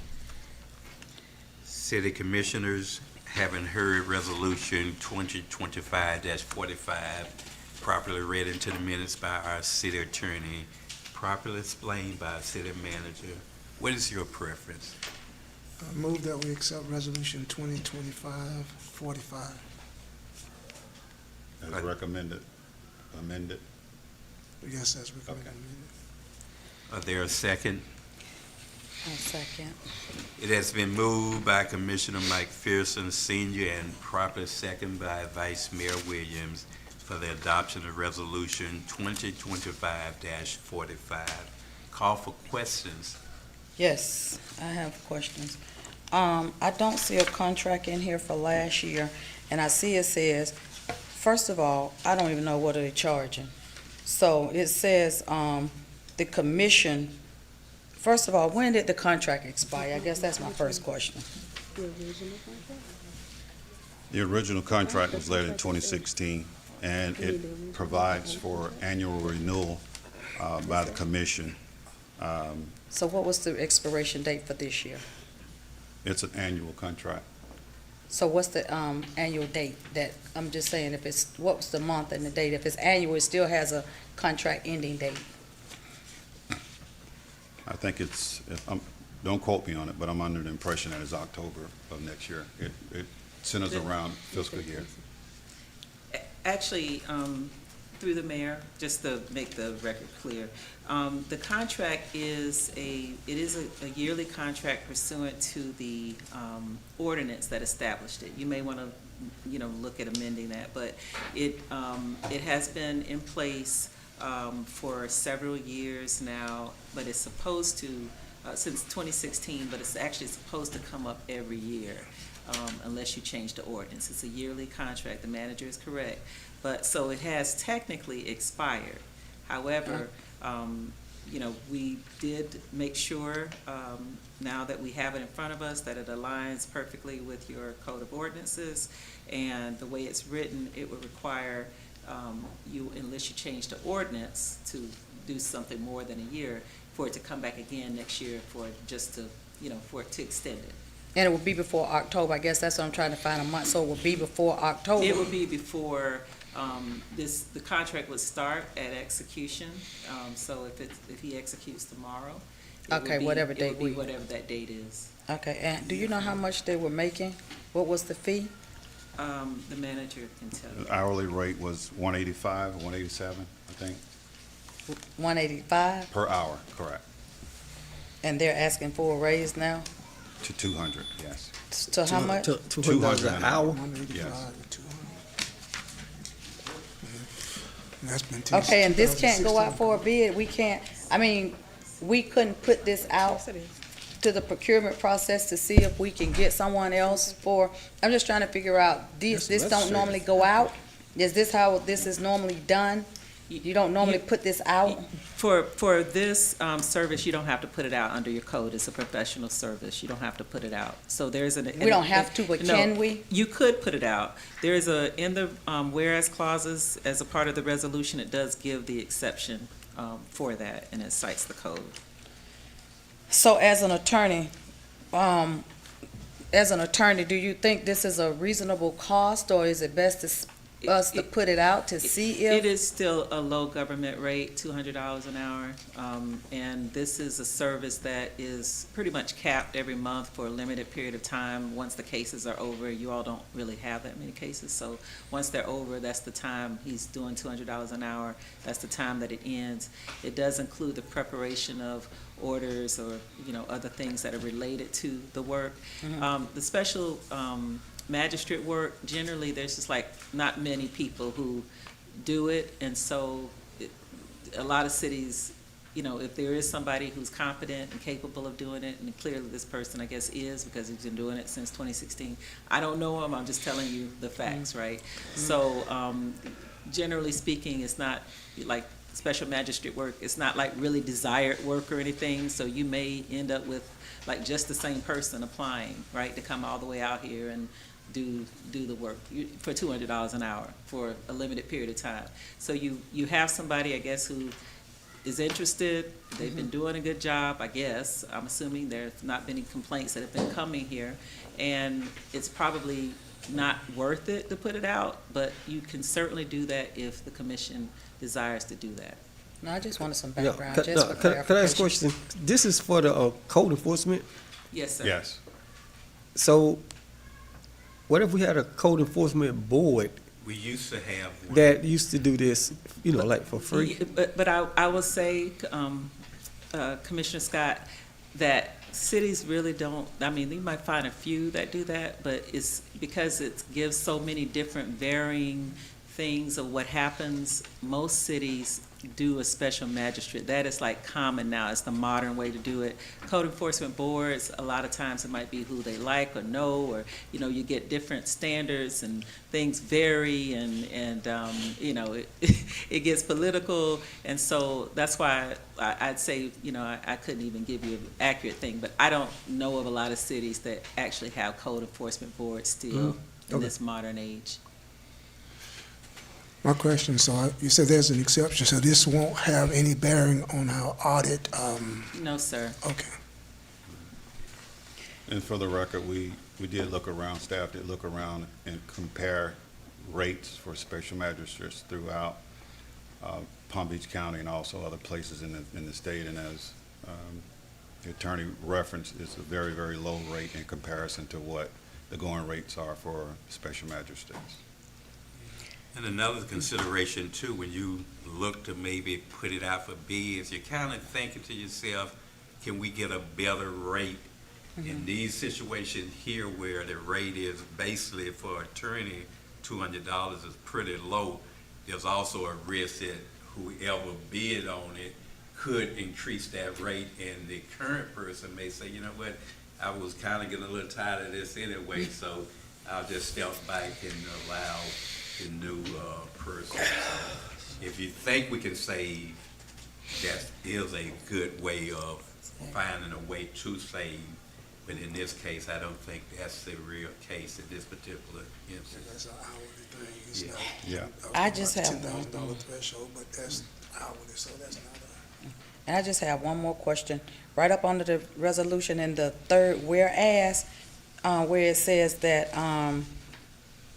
pertinent to section 22-141 of the City of Pahokee's Code of Ordinance, appointments shall be made by the City Commission for a term of 1 year. Special magistrates may be reappointed or removed at the discretion of the mayor, subject to ratification by the City Commission. Can you explain that? That is what your code has said for many, many years. So that's not something that has not been changed from your code. It's been in place since the special magistrate process was put in place. So that comes straight from your code as the language that was there, that is there now. Okay. I'll make sure we have that one. Any additional questions? Nope. Okay, are you ready for a vote? Roll call, Madam Clerk. Vice Mayor Colin Williams? Yes. Commissioner McPherson? Yes, Commissioner Scott? Yes. Mayor Bab? Yes. Thank you, Madam Clerk. Thank you, Commissioners. Motion passed by unanimous vote. Next, we have our last and final resolution, Resolution 2025-46, City Attorney. One moment, Mr. Mayor.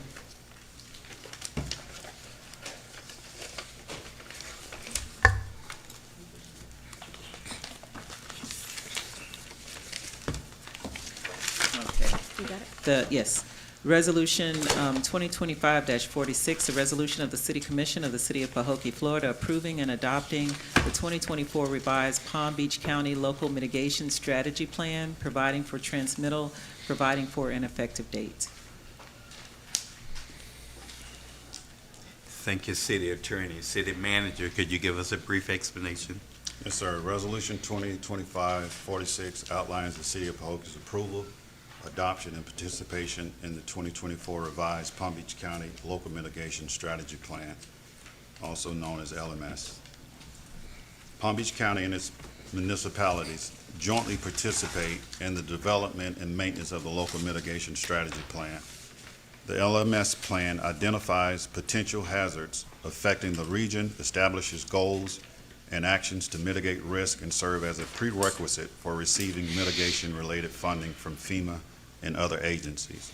The City of Pahokee previously adopted the 2020 version of the LMS through Resolution 2021-01. The 2024 updated version has been reviewed and approved by the Florida Division of Emergency Management and FEMA, pending formal adoption by participating jurisdictions. Participation in this process strengthens regional coordination and disaster preparedness and enables the city to apply for grant programs such as the Hazard Mitigation Grant Program, Building Resilient Infrastructure in Communities, and Florida Mitigation Assistance. The short of it is that municipalities throughout Palm Beach County participate in this county overall plan, who serve as the coordinating agency for all municipalities in Palm Beach County. So staff recommends approval of this resolution. Thank you, City Manager. City Commission, having heard Resolution 2025-46, properly read into the minutes by our city attorney, properly explained by our city manager, what is your pleasure? I move that we accept resolution 2025-46. Second. It has been moved by Vice Mayor Williams and properly seconded by Commissioner McPherson Sr. for the adoption of Resolution 2025-46. Call for questions. Hearing none. Are you ready for a vote? Roll call, Madam Clerk. Vice Mayor Calvin Williams, Yes. Commissioner McPherson, Yes. Commissioner Scott, Yes. Mayor Bab. Yes. Thank you, Madam Clerk. Thank you, Commissioners. Motion passed by unanimous decision. And I will add, Mayor, if I may, that you have in your backup this entire plan, this complete plan. So you have it for informational purposes, both hard copies and electronically. And this is the new version, the local mitigation strategy. And as you can tell, it's about a 500-plus page document and require quite a bit of city resources to provide it for each member of the commission. That's why your package is so big this time around. Thank you. Next, we'll move to our new business presentation by the city manager of activities of upcoming events, if any. City manager. Okay, under Commissioner McPherson, it's labeled that he wanted to talk about directing the Parks and Recreation Advisory Board to schedule a meeting regarding developing a plan for MLK Park and Citizen Village improvements and repairs. I'll give way to Commissioner McPherson if you wanted to just detail that out a little bit more and exactly what you were looking for from staff to make this a reality. Yes, pretty much. I really just want to get our citizens involved in our parks and our recreation to just help us to move along as far as just the little things. When I take a look at our parks, there's just if we don't have any preventive maintenance, no one that goes by and look, okay, this chain is rusted or this chain is broke, the simple things that we can just replace these things. And I agree the parks need to be totally upgraded, but I would like for that committee to, once everybody is appointed, because I was understanding that we were supposed to have a meeting before this meeting, but from the understanding, it looked like there were some members that left, and we're going to give other members our opportunity before the next meeting. But however, what we would like to see is them to just review our parks and just take a look at it and tell us what we can do to fix the things that are out there, and even in the long run, come up with a comprehensive plan so we can either try to put some funds in the budget to make these things happen and to upgrade our parks and all that kind of stuff. And even when I think about Commissioner's Park, we got to put something in place for preventive maintenance, because, I mean, I don't want to get into it now because it may come up later in the meeting, but there's been some issues that going on with the parks that is just a lack of preventive maintenance. Nobody goes out and check, and I kind of want the boards to kind of help oversee some of those things for us and just let us know what they need and what needs to be done, and we can put it in the budget to make sure that we keep those things running smoothly. Okay. And the other item that was listed was the report on how the city collect funds, as referenced by Vice Mayor Calvin Williams in previous meetings from the past. The city currently uses point-of-sale devices for collecting non-monetary items such as credit and debit cards.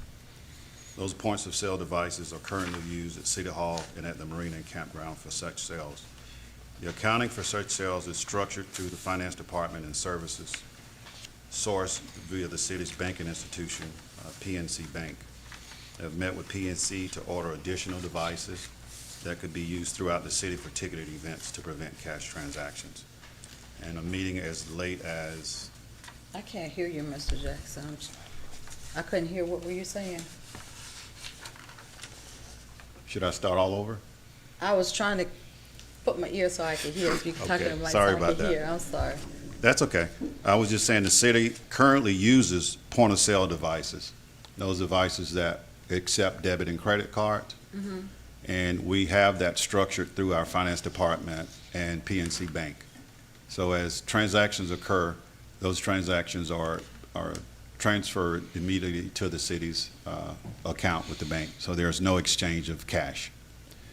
The departments that are currently using those point-of-sale devices is the City Hall, where they accept payments for fees of many different natures, and also at the marina and campground. So there's no exchange of cash. The goal is to extend that opportunity to other departments of the city. And the recommendation that I will be bringing forth is to purchase 2 to 3 additional point-of-sale devices. It's called Clover, and that's the latest and greatest, which give you the ability to either have it a mobile adaptation of that or something that can sit on a desk. And the idea, again, is to prevent having to exchange any cash for any city-related projects. So that's what I'm proposing, to continue, to have a continuation of that. I know there were some conversations about having something similar to what the school board uses, and there were some investigations behind that. And in my research, I found that the state of Florida, Florida High School Athletic Association, uses a platform. It's called GoFan. And GoFan coins itself as the largest high school ticketing solution in the country. It is used by Florida High School Athletic Association and allows for cashless transactions for ticketed events throughout Palm Beach County. Palm Beach County Schools uses that. They have some similarities that could be used outside of GoFan, but I highly recommend, because of scams and not being able to provide the security at all times for those different platforms, fewer Game Time, TickPick, Scoreboard, Wheeze Event, Ticket Tailor, Ticket Source, and Event Create. I would recommend not using any third party that's not affiliated and associated with our banking institutions for reasons that I just mentioned a minute ago. So the way that I'm recommending is to continue to use the point of sales that's already registered with the city's finance and PNC banking institution to eliminate having to use cash at any city events. So you're saying GoFan, that they can't, like with what we use, it can't be hooked up to your account? You're saying that the GoFan sent a check to Palm Beach County School District? No, GoFan is only for athletics, So when, high school athletics. so it's only for high school Yes. athletics? So, because I guess my concern is, my question is now, how are we keeping up with when we having football games and funding is being accepted now and it's cash? How are we keeping up with that now? And so if we say we want to go cashless, right? Can we put something in place? Okay, I know right now we only have, you said City Hall and at the marina. So right now, say for instance, like we know football season coming up, letting parents know, we're going to start now. We don't have the machines now, but go to City Hall to pay all fees with cash. Don't don't pay it anywhere else but at City Hall, so that we'll know the funds is coming in because it's going right. And okay, so if we're gonna sell tickets ahead of time. Go to City Hall, pay for your ticket, you'll be giving your ticket until we can get these machines that you're talking about that we need to get. Because that's what I'm looking at a check and balance system. Because right now, I don't know, people coming in, do we know? People giving cash? I mean, we don't know exactly, how do we keep up with exactly how much money we have coming in with the check and balance system? Because we're not giving out receipts when people buy tickets. We're not doing that. I know we're not. Okay. After every event, since I've been here, after every event, the following day of the first day following an event, the city open and operational, those funds are brought in. They're calculated with accounts payable, and receipts are determined and derived for that particular event, and it's logged into the bank account that's allocated for that particular line item in the budget. To prevent that, I'm recommending that we continue what we're already doing at both City Hall and at the marina. Those devices, according to my conversations with PNC, can be available as early as 2 weeks, which they'll be on site, and training will be provided. And we also already have staff that's utilizing it that can be a part of that training and cross-training process for those that are not used to that platform. So it's an issue that can be resolved. The other part of it is through the vendors that participate at events that are not currently paying, that are not currently coming in and registering through the city. Mm-hmm. All vendors will have to pre-register before any event that's associated with the city, and they'll follow the city's existing policy under the procurement plan. I will tell you, and it's no news to anyone, that there are people that bring items in that are not vendors, that are not participated in a vendor application process. There will be strict guidelines to that. No one will be able to bring in and sell any items during those events without properly being permitted, first applying and then be permitted to do so. So you may get some concerns. It's probably going to take a little time for this to catch on, that people will be asked to leave if they're caught doing that. So all of that will kind of help streamline a better process of making sure that we're, first and foremost, participating with the youth and making sure that they are safe and having a good experience, but also to make sure that we don't have any concerns or issues as it relates to transparency with funds. Right, I know I heard you say after an event, you bring the money in, but how are we keeping up with exactly, how do we know how many people came to the game? I know you're gonna count the money there that you have, but what do we have that we, like, I know with the school district, we have to pass out, we give half tickets, and whoever at the gate have to keep half tickets. What are we using for as accountability? I know you're saying the money is being counted, so I'm bringing you what I have, but how do we actually know how many people came to a game? I don't, to this point, I don't think we actually know. So that's what I'm asking. My question is, we pre-sell the tickets ahead of time, that no money. We don't sell tickets at the gate. You only come in if you got a ticket. All tickets be sold ahead of time. No tickets are gonna be sold at the gate. No money be taken at the gate. Tickets are gonna be sold ahead of time.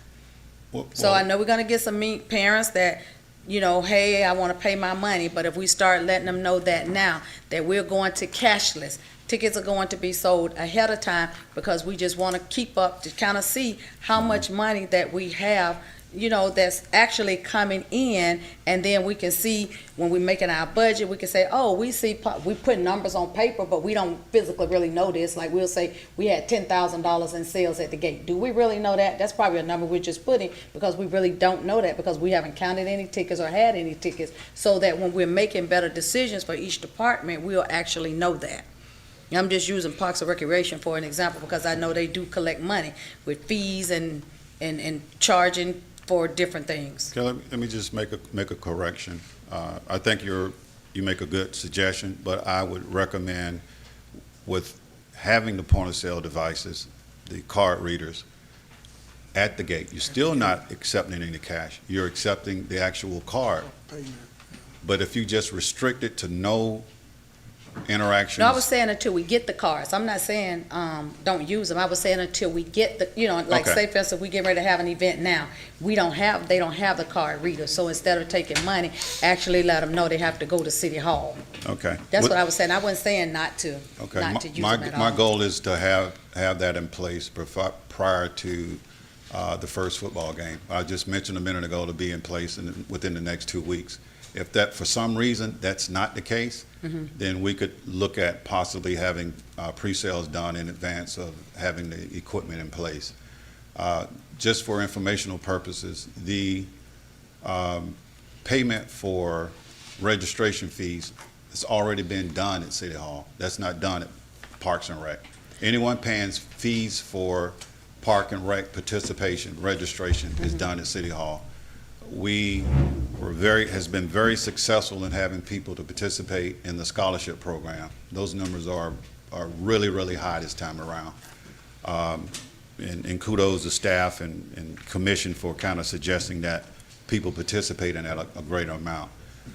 The only dollar amounts that's being paid, just say for instance, parent A comes in with 1, 2, or 3 kids. They've participating in the scholarship program. The fee to register is $150. The scholarship covers everything except $4.50.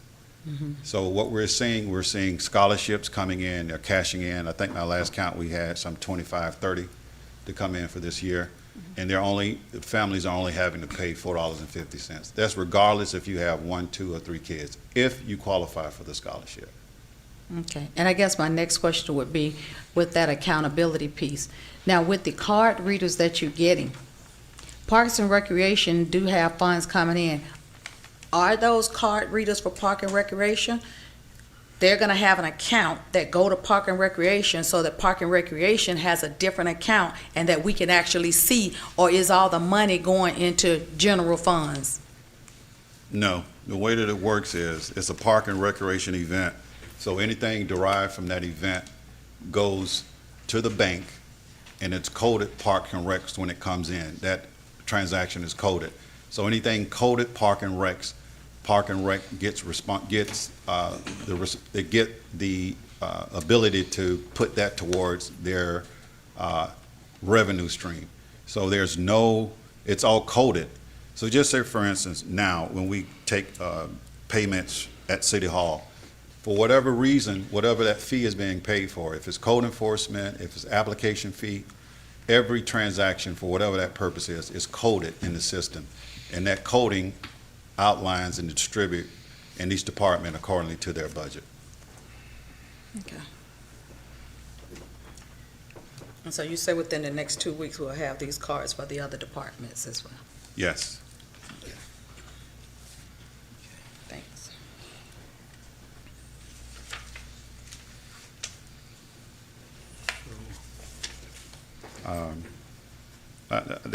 I don't have anything else on the new business. Okay. Next, we'll move to the report of the mayor, which will be brief. I do have an announcement. I'm gonna have the city attorney get that to us like this. I received a letter from our City Commissioner Derek Bolden. He has officially resigned his seat as a city commissioner, and I'm gonna have our city attorney just read that in the record. It's addressed to the mayor and the commission. Mayor, it's addressed to Mayor Keith W. Babb Jr., Office of the Mayor, City Commission, and City Commission, City of Pahokee, with the address: Dear Mayor Babb and members of the Pahokee City Commission, after serious consideration, I've decided to formally resign my position as City Commissioner of the City of Pahokee effective July 21st, 2025.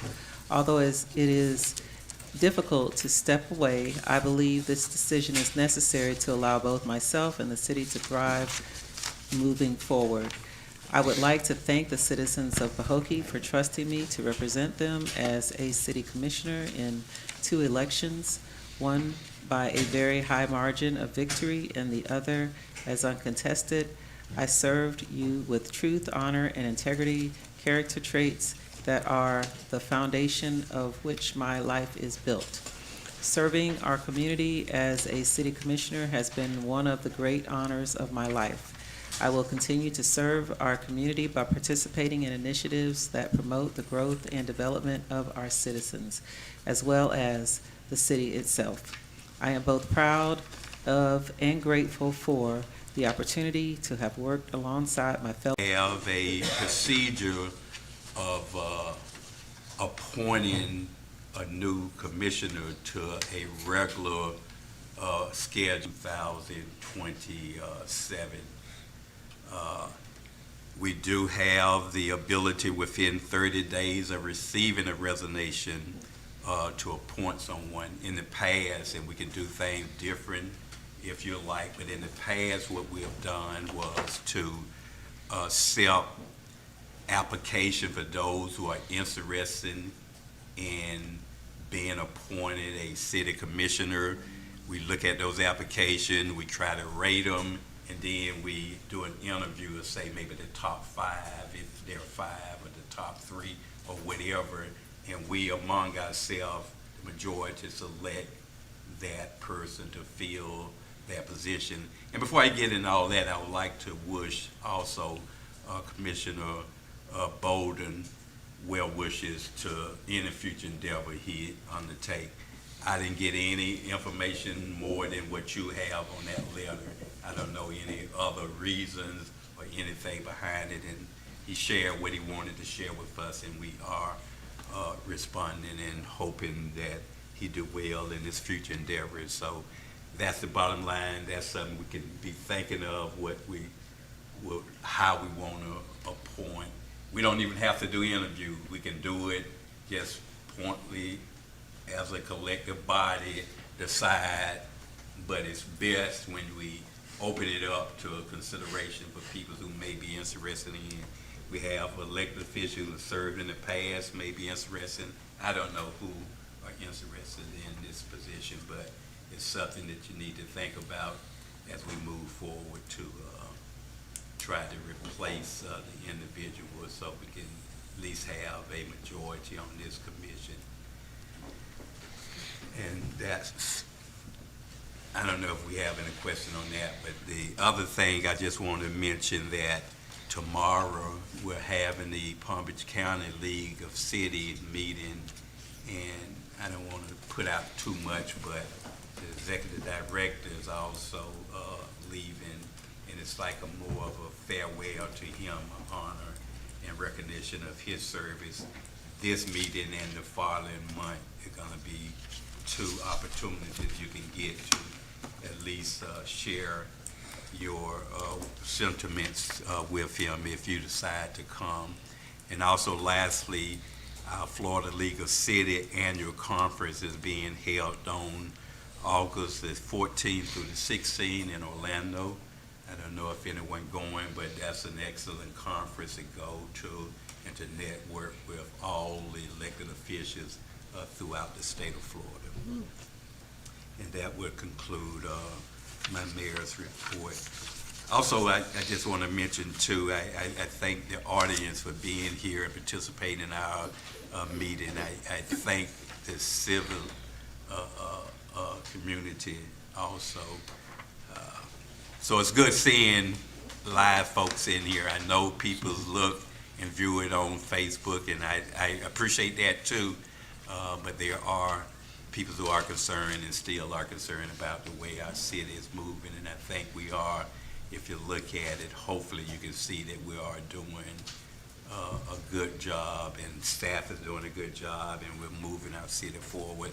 And lastly, there was a lot of comments recently on Facebook about the splash pad.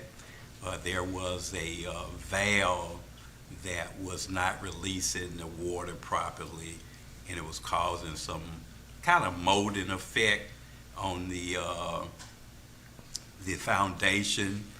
Staff was able to clean that thoroughly. We mowed the yard around the splash pad, and the valve, I believe at this point, has been corrected. leases on the work of being corrected. So that issue's not there. We did put out a little post on Facebook to let folks know that we were aware of it and what was the problem, that we are addressing it. I have a question on that, Mayor Bear. With that splash pad, I don't know a whole lot about it, that's why I'm asking. Is that kind of like a pool or something? Because with that water going in and out like that, and I was out there today, and the kids drinking that water, the water kind of had a color to it. Is there something we're putting in there, or is there a sheet that we're keeping that the water is being tested to make sure that that water is clean? Or is there any guidelines for that in case health department come or anything like that to say, hey, when was this checked and this is what was the water? I don't know, I'm asking. Is there any guidelines or anything to that to make sure that we're safe and that we stay, it's not putting us in harm's way? Because I did tell the kids today, please don't drink the water. Because, I'm not sure what the process is, because they out there drinking the water and everything else. So is that the same water going in and coming out? And you saying it was a valve problem? Was something clean to make sure that the water going in there is not going to do anything to harm the kids or anything, that water? It's recycled, and I think the water is like, it's clean as it go in, but you're right to at least remind kids not to drink the water. Hopefully they're not doing that, and hopefully their parents, if they're out there, will be doing the same thing. It's no different from a pool. You swim in a pool regardless. But chemicals are in it. Is chemicals in this machine? I'm not sure. Because I know in a pool they put chlorine. Yes, the short answer is yes. And the water, again, is being recycled. The water that's coming out and going back into the system, before it's released again, it goes through a filtration system. If I may, pool water and splash pad water is not approved or defined for potable water, drinking water. So it shouldn't be drinking. People shouldn't be drinking it. I know, but I'm just saying what I saw. Okay, Yeah. but just like the mayor said, we should encourage them not to, but it's not, you don't have to from the health department. And to answer the other part of your question, we have to have inspections on city pools and city splash pad. So that's the requirement that we follow, state statute under county purview. So we're not usurping a process. We're not doing anything different than any other municipality with a pool or splash pad does. Those things are in place. They're being addressed. We have someone that services both the pool and the splash pad, licensed service people that provide the adequate mixture of chemicals that's needed to make sure that water is provided in a way that is safe. But again, it's not potable water, so they shouldn't be drinking it. So if we have somebody checking it, I'm just asking how, and I know it did rain, because Mr. Brown was up there too, and he was trying to tell me, oh, well, that came from something. I said, listen, that didn't come from no event they had Saturday. So how often are they checking it? Because that was mold up there, and that wasn't from no 2 days or no 3 days or no week. That mold, what I saw, because I saw and I went up there that they tried to clean it. They still didn't get it all, but I know they tried to clean some of it off. But I'm just saying, how often are they going up there checking it and seeing it to make sure that if you saw that. Okay, it's checked on a schedule, on a daily basis, on average. Last week, when there was quite a bit of rain, that's when it was defined over the weekend that something was awry, because the water was not being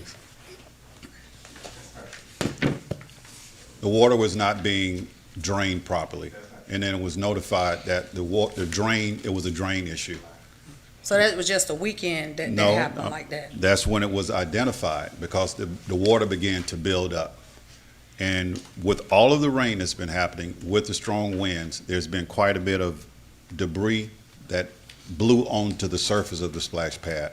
And if you can envision water not being drained and water continuously being put on the surface, it's going to build up. What happened is, once the rain stopped, the sun kind of baked what was there into the surface of the splash pad. That was when it was identified as an issue. City staff started Sunday night correcting the issue by doing some, actually turning everything off and began the process of clearing out the drain. That was complete on Monday morning. The drain was properly cleaned and everything was properly cleaned on the surface using materials that's approved to be used to clean the surface, just like it's always been clean. So it is an issue. It's something that happened as a result of the tremendous amount of rain and buildup and having the drain clogged. Is that something that we're proud of? No. Is it something that we can do better in? Absolutely. And those things are in place now, and from a staff standpoint, that splash pad, as long as it's open for the remainder of the summer, will not find itself in a situation like that again. Okay, well, I was just asking, I know you told us that everything was on a schedule, but when I went up there, the grass was outgrowing the benches. They couldn't, you couldn't even sit in the benches. So what I'm saying, I hear what you're saying, that it's on a schedule. I don't know how often the schedule is. Is it once a month, twice a month, I'm not sure, but the grass, if they had all this rain and all this debris, I was thinking that they would go afterwards and check it, but that grass was high up there, and I'm sure that didn't come from 2 or 3 days. That grass was very high. No. So that's what I guess I'm hearing you say, they're on a schedule. If they on a schedule and they saw that and saw the grass, and I get it with the splash pad, but just even the grass was terrible up there. Well, the same thing that caused the problem with the splash pad caused the problem with the grass. The grass is growing daily with the amount of rain that we're getting. Right, but you say it's checked daily. It is checked. And if this time of the season, even in your own yard, you're mowing the grass a lot more than you normally have Yes, to. I'm mowing it, Okay, yes. I'm so- not letting it grow up like that. Right. So we have a schedule based on the amount of staff that we have to make sure that the grass throughout the city is cut. Can we do better? Yeah. If we had 10 more employees cutting grass and doing some other things, we could. We don't. We've had interviews and we've had people that work in public works that have come and they work for a week and left. They come and work for 2 weeks and they leave. We have 3 openings right now that we're trying to fill. So we're trying our very best to keep everything on schedule and on target as best we can. And I'm glad you said that. I have a question about that, because one guy said he did come, he got a job and was working over there, but he thought he was getting a full-time job, but found out it was part-time, and he was like, he needed benefits and things like that, and so maybe they are coming. Now, do they know that the jobs are part-time when they get in the jobs? Vice Mayor, do you honestly believe that someone comes in and apply for a job and don't know the difference if they're applying for a part-time or full-time? I'm not sure, because I asked you about putting the amount on the jobs, and you said that you were instructed not to do that, so they're applying for jobs and not sure how, it's being posted without an amount on there. But So- that's not the same thing as whether it's a part-time or full-time position. To answer your question, we have a full human resource department that does a very good job in advertising, interviewing, and putting people in job-like situations. Everyone that applies for a job knows exactly what the job description is, whether or not it's part-time, full-time, or otherwise. And it causes major problems. Major problems when you and other members of the commission go out and interface and challenge workers on the job site. Oh, I don't talk to workers on the job site, That's so not that's true. not true. That's not true. This I last haven't talked to any of them. incident earlier this week at the splash pad, Mr. Brown works for the city, because that's who I was up there talking to. I was talking to Mr. Brown. I'm not debating who you was talking Yeah, to. because I was talking to Mr. I'm Brown, just- so I didn't know he worked for the city. I'm just suggesting again. So that's not, I'm Mr. suggesting Brown is a again. resident, though. That's who I spoke to. I'm suggesting Brown. again, the city code, section 2.06, prohibits you from interfering in day-to-day Okay, administrative he works functions. for, I will come up tomorrow to find out, because I spoke to Mr. Brown, and I'm gonna find out if Mr. Brown works for the city, because that's who I spoke with. So I will come up tomorrow to find out, because I will not be accused of something that I did not do. Mr. Brown is who I sat there and talked with, and he told me that he does not work for the city. He was working with AARP, and he can't say he was volunteering, hearing because the people from AARP told them that they cannot volunteer or work for the entity that they were with when they were with AARP. So Mr. Brown is the one who was there when I got there, and he told me that Mr. Williams, Greg Williams, called him and told him to come up there because of the incident with the splash pad. He said, no, I do not work for the city. So that's who I was sitting up there talking to, Mr. Brown.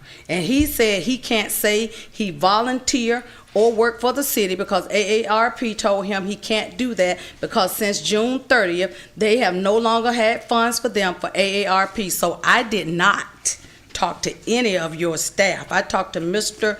Brown, who was up there. So I'll come up tomorrow to find out if he is an employee of the cities. Okay, So I won't be accused of that. Okay, we're gonna get back on. let me address that because No, I'm not gonna be because accused I of was that. the other one that went up there and I talked to Mr. William, and I didn't I just told him that I had got like 10 phone calls. I said I just came to see, what's the deal is, and he was saying no, we cleaning it, and I said oh okay. So I left. When I left, I got a phone call. I brought the phone back, and I gave my phone to Mr. William and Mr. Clairvan and let them talk. I told them I can't tell them what to do or what need to be done. So I gave them the phone, and the guy talked to both of them, and it was explaining to them what that was and what they was dealing with and what they need to do.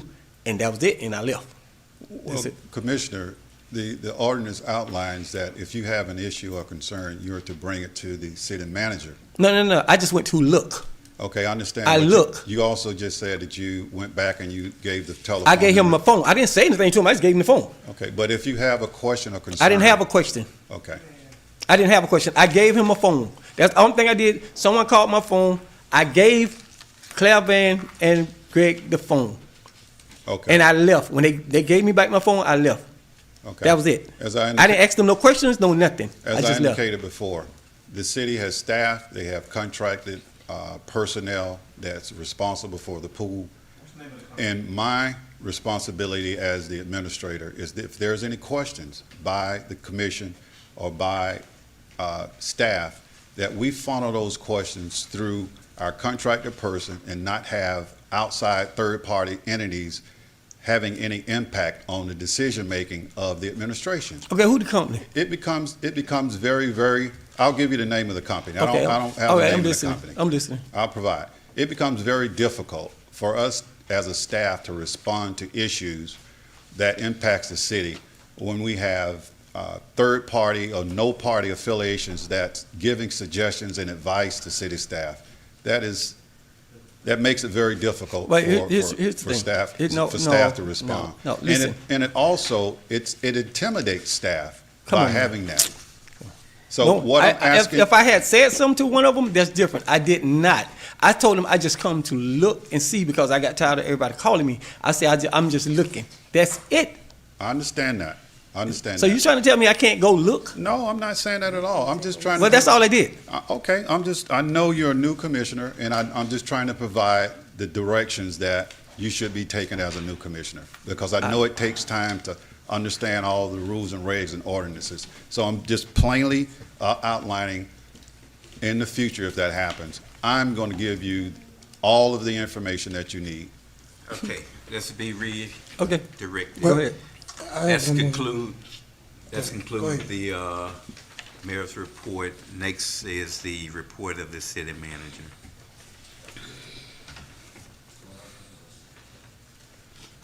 Okay, over the past few weeks, HR and interview teams have interviewed and held meetings for several positions within the city, namely Executive Assistant to the Manager, Community and Economic Development Director, Public Works, Park and Recreation, and a new position, Marina Maintenance 1, for part-time positions.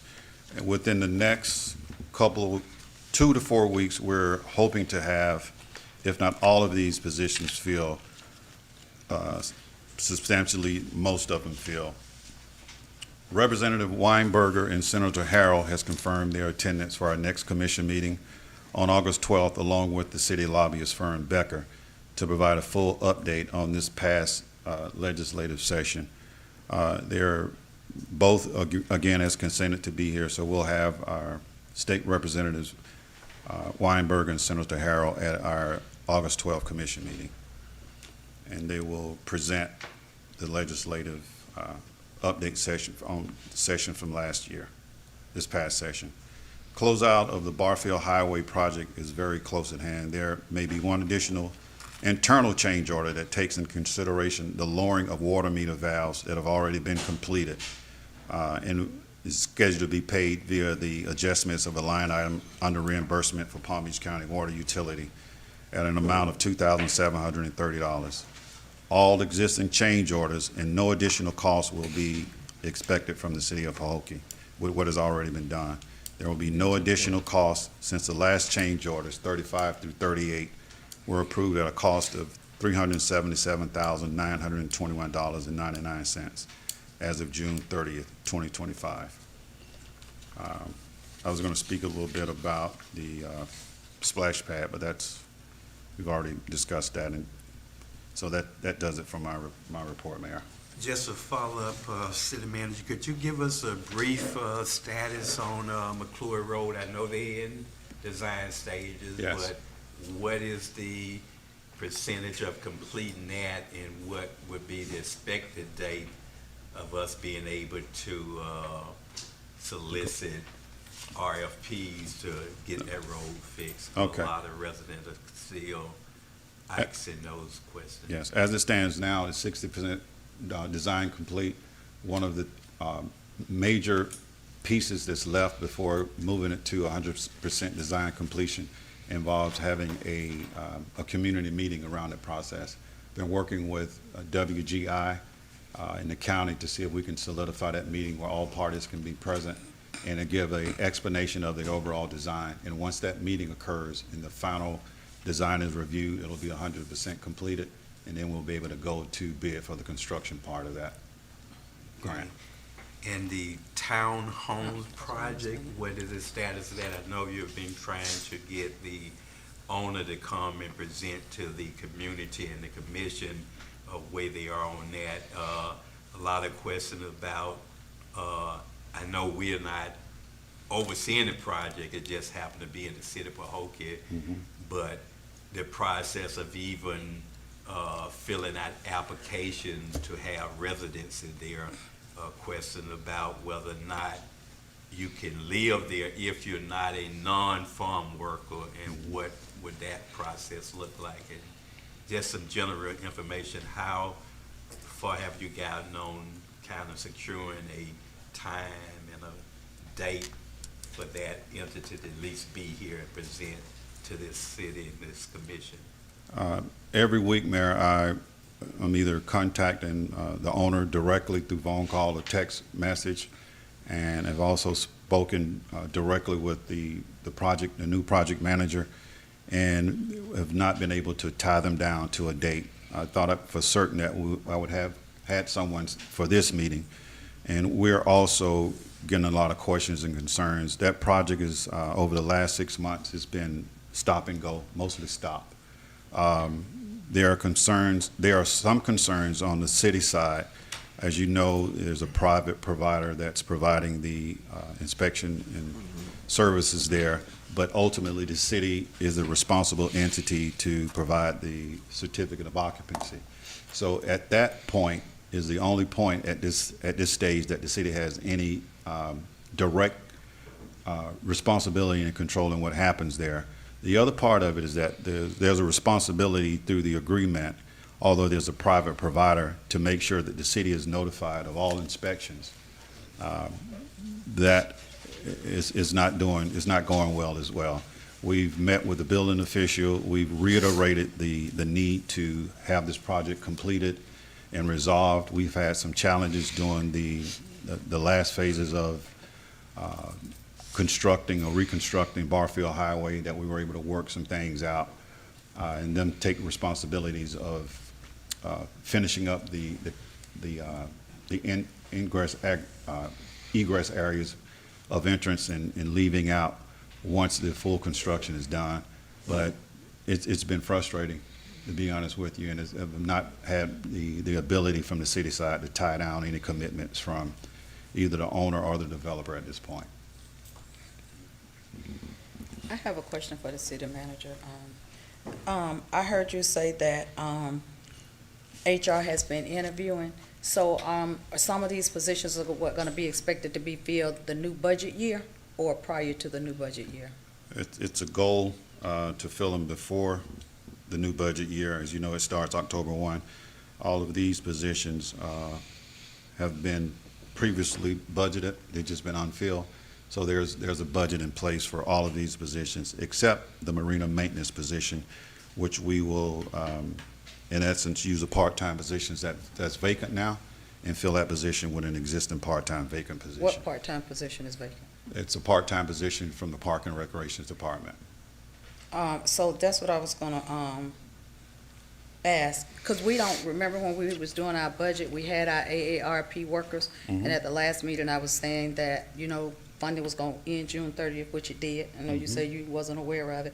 So my question is, who's making sure, because we do have kids that come over to Parks and Recreation, do we have anybody certified or know about chemicals? How are we keeping the city sanitized and clean? Because remember, we didn't have anybody in the budget, because previous commissions said the other workers from AARP wanted to do that. So how are we handling that? How is that being taken care of? Because I know everybody can't just, you know what I'm saying? You gotta know using the proper chemicals and being trained to use the I just don't want the city to be at risk, because we didn't have anybody in the budget for that. And so how is that taking place now? Let me just give you an update. At the time that you mentioned that the funds would be not available after June 30th, that decision hadn't been made. I've met with AARP, and the funding was not in place due to federal legislation that pulled all of those funds back from that particular entity that was providing funding for AARP services across the state for sure, and maybe the country in general. So those funds were frozen. Had conversations with staff, that's the liaison between the city and AARP, to include our Parks and Rec and the Human Resources Department. They are very confident that the funding will be restored after this federal legislation has been passed. They're waiting. They're doing a series of inspections now across the county as it relates to our participation. So they've asked for inspections of all the facilities that the AARP workers will be working to ensure safety and all the other things associated with their mandate. So we're of the impression that they will be coming back sooner versus later once we've completed that process. In the interim, as you indicated, there's no budget, no line item for that. We're using existing employees. Just say for City Hall, on a rotational basis, we have people that's making sure that things are maintained until we get to a point where we can have that service provided again. So we're taking out the garbage, mopping the floors, cleaning the bathrooms. We're doing that across the city facilities to ensure that those things are taken care of, and we don't run into any issues as it relates to health department inspections and things of that nature. So are they being paid for doing those No. extra duties? They're just taking on No. it and just doing it? Yes. Okay. I have another question. The grant writer, I didn't hear you say anything about the grant writing position. The grant writer position, we're still advertising for that in hopes of having some pretty good applicants to come in sooner versus later. I've asked Human Resources to coordinate and work with other large applicant pool agencies, namely Palm Beach State and some others, to see if we could utilize their application database, reaching out to those that fit criteria that we're advertising for. So it opens up a greater pool of potential applicants. That's how we were able to get a lot of the applicants that we've been interviewed over the last couple of weeks. We've seen an influx of applications coming in. We are noticing that we're having hundreds of people looking at the positions, but maybe 2% is actually looking further to apply and have an interest in those positions. The grant writer position, we have not found anyone to fulfill those responsibilities that we're looking for in a grant writer. And then one last thing, town hall updates. I know that was part of, Mayor Babbitt's been asking about that. We haven't had one. What's the status on town halls? The goal is to have one within the next month. I have a question. Yes, sir. So what are we doing about the interim finance director? Are we planning on hiring him, or we gonna replace him with somebody else? Because Yeah. 3 years is a long time to be interim. Yeah, I think the goal is to hire him, and it's pretty much up to him. He's doing the job, and he has the skill set to do it, so it's just a point of just changing his interim to full-time director, and that's just an administrative action that we'll do. In the budget, I think, if I'm not mistaken, he's listed as the director, finance director, so we have a move afoot to make that permanent. That's what I was gonna ask, because I see on all the paperwork, it says finance director, but he's still interim. So is that a conflict, or we No. can do that and say he the director even if he's not the director? Yes. We can put that on paperwork? He is the director. He interim, though. It's a difference in the two, right? Because interim, he's not getting any benefits and anything. Director, finance director means he's full-time and he works for the city, right? Either, both, he works for the city. I know, but I'm saying as a director, that means you are a full-time employee with the city, getting benefits and retirement, but does that happen with interim? Yes, ma'am. Oh, I thought he stood here and said he didn't get benefits. No, that's not accurate. You have benefits as an interim position. Oh, okay. Okay, next we'll move into the report of the city attorney, if any. Yes, Mr. Mayor, Vice Mayor, Commissioners, you all had discussed at the last meeting that you wanted a letter written to the state attorney's office regarding the follow-up of the investigation from the IGA report. So what I did immediately after that meeting, I called the state attorney's office to try to find out who that information would have been sent to if it had been sent over from the IG's office as a referral. They told me they would get back with me a couple of different times when I called, and nobody called. So I then proceeded to call the IG's office, their general counsel. She was out that week, and I think maybe a little bit in the following week. And she did get back with me, and she told me who, she confirmed that a referral had been sent over in April of this year stemming from the report. And she also told me who that referral was sent to. I have reached out, but as of yet have not heard back. But I will pursue now that I have an exact name, because when I called initially, they have a lot of different assistant state attorneys. They didn't even know where the information would have gone or to who. And so now that I have a name, I've reached out to that name, and once I have that person, I will then ask the questions that the commission has as to whether they plan to prosecute the case, and hopefully they'll share that information with me. I am planning to put this into a memorandum format, and I'm also planning to send a letter on behalf of the commission stating what you all said in that meeting with respect to not having any objection if prosecution went forward. And so that's my update. I just wanted to give you a verbal update because I don't have anything in writing without all of the information as of yet. So that's where we are. Thank you. Thank you. Next, we'll move into the future agenda items of the commission, if any. And I'm going to start with Commissioner Mike Pearson and work myself to Commissioner Scott. Yes, I just have a great concern about the health and safety of our children. We stated, I think I heard, to my state that we have a entity, do we have a contract with somebody? And if not, I want to make a motion that we put a RFP, or recommend that we draft a resolution to develop a RFP to make sure that we get a company that's going to oversee, help us to maintain or to maintenance the splash pad, and as well as the pool.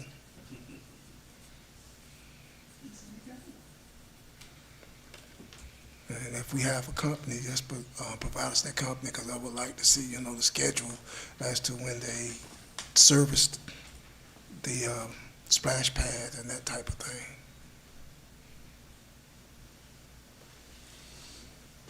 So, just for clarification, what are your requests for a future agenda item stated, what you're looking for Well, now? If we have a company, I would like for the documents to come back to give us the listing of that company. And if not, I want us to develop a thing that if someone can answer the question if we have a company or not.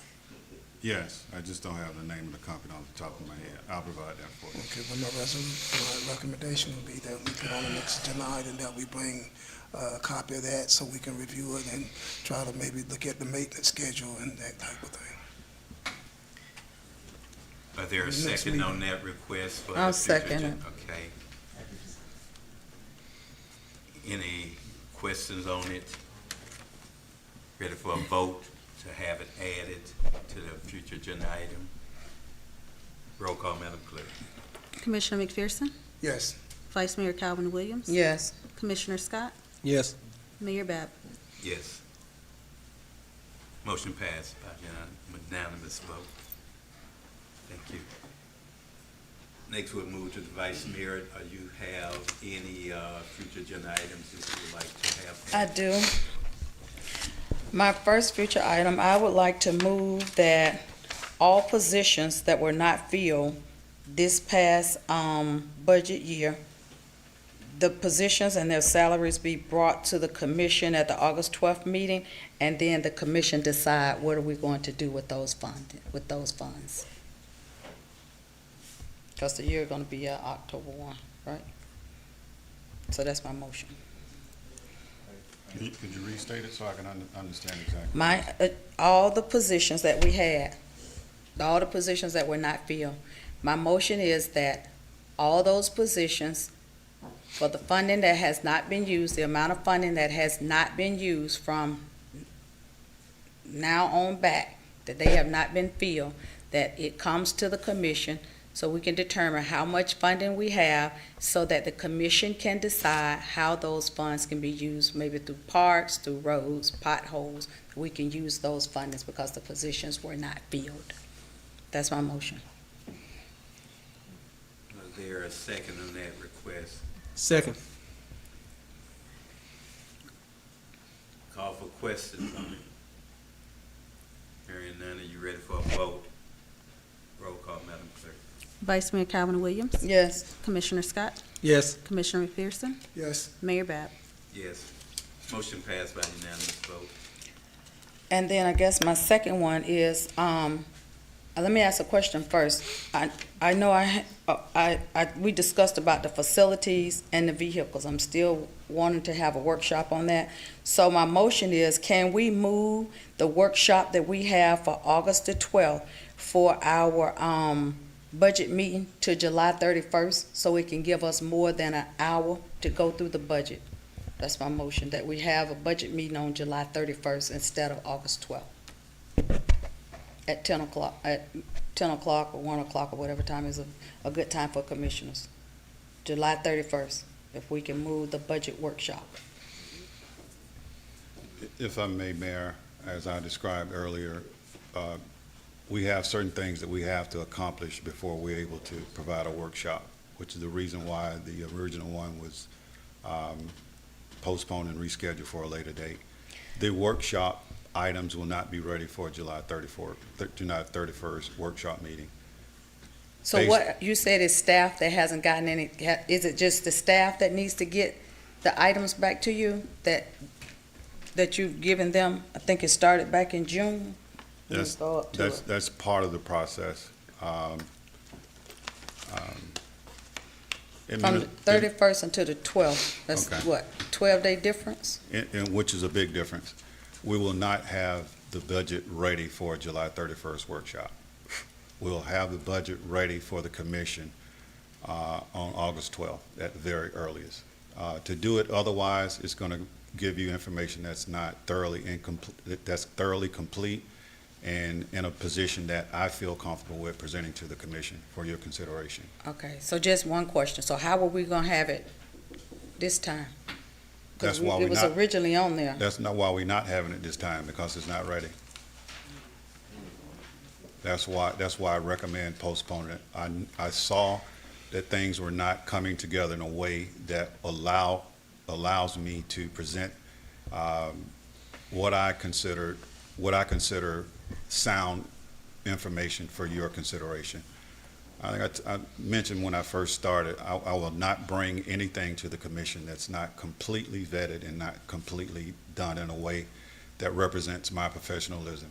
And to do otherwise is not a part of what I wanted to present to the commission. I guess my question is, I'm trying to understand, is it staff that you're not getting what you need from, that maybe you need to, deadlines being put? That's what I'm trying to figure out. You were hearing you talking, but we're trying to figure out what is it that, I'm just trying to figure out why. Is it the staff? Is it that you don't have the time, or staff hasn't had the proper time to get the information ready? Because they know we have to do a budget every year. I don't know any other way to say what I've said already 2 times already. It's the whole process. It's a lot of moving parts. We have several departments. And I gave an example of the city commission. We have to do a city commission budget. That I'm not sure if we even have all the information in place from the city commission. We made recommendations starting a month and a half, 2 months ago, provide all of the conferences and areas that you're going to participate in for next year. We're not just asking that, we develop a budget based on that. And I'm not sure if all of that is in yet. That's a good example of why we can't present what we need to present on a timely manner. And that happens across other disciplines and boards as well, other departments as well. I encourage them to get things done, scheduled on time, but it does not always happen that way. And we're well within our state statute of providing the workshop and the special meetings that's required prior to October 1. And that's why we're able to operate in a fashion that's keeping pace with what state statute and our responsibilities are to the state. If we had time and if we had things in place, as I indicated, we would have had the workshop before now. But that's just not the reality, Vice Mayor. Okay, well, I guess I'll go back to my original. Well, August the 5th then, since we have the 12th taken already, I move that we have a facilities and a vehicle workshop on August 5th at 5 o'clock. Is it 5 o'clock? Mm-hmm.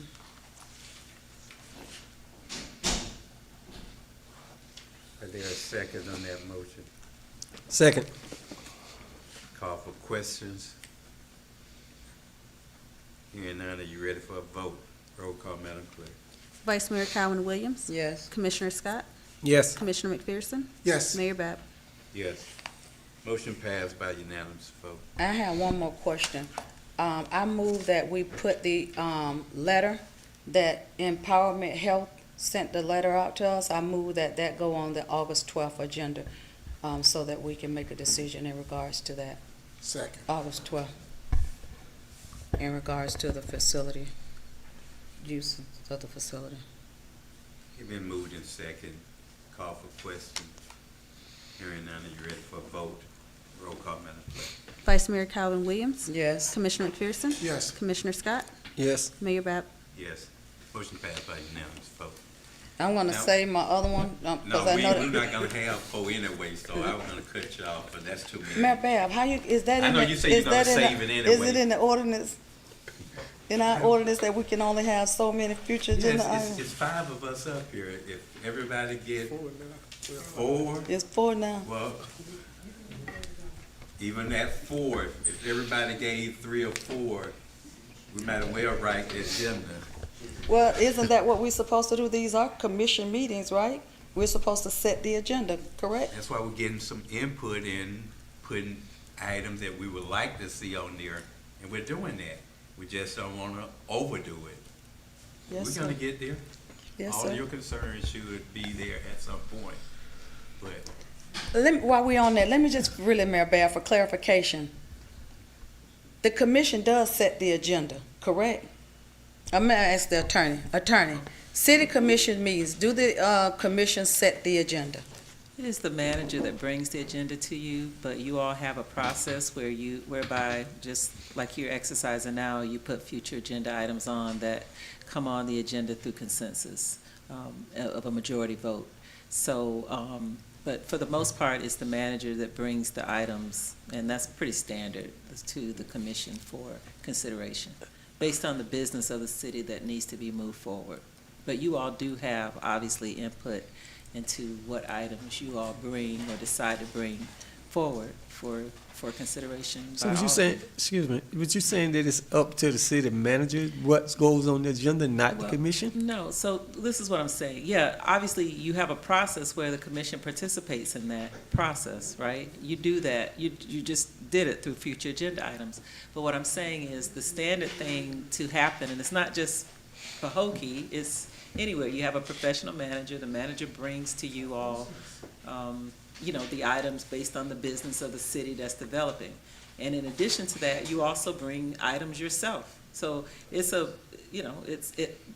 but if you had no items, it would be the manager bringing you based on grants, based on things that need to be done, based on road projects, based on procurements, based on, whatever you needed to consider and vote on. It would be the manager managing to bring you those items. Okay, while we're on this, can I ask you one question?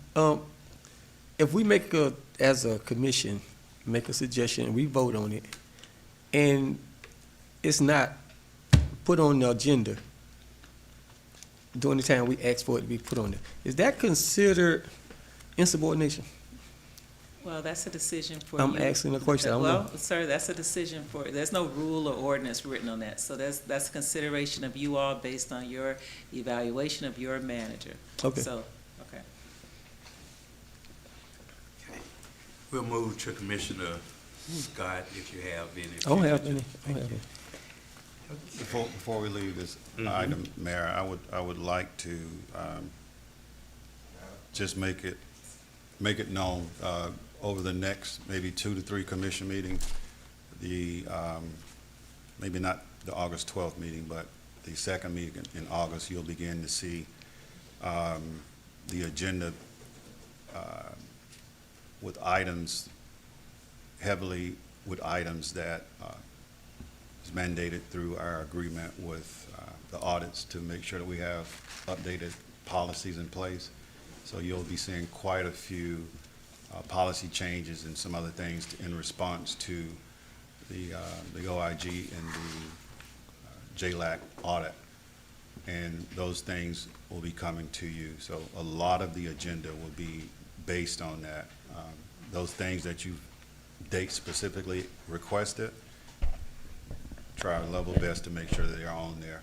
The ones that was considered tonight with the proposed August 5th workshop, we'll have that. The August 12th things but in line with what you were saying, if we're inundated with requests and the expectation is to have it for the next meeting, it becomes difficult to carry out the full functions of the city. That's when you have pressing things of that nature at hand. I have one question before we close. City Manager, can you please explain to me, why did we get the agenda so late on a Saturday?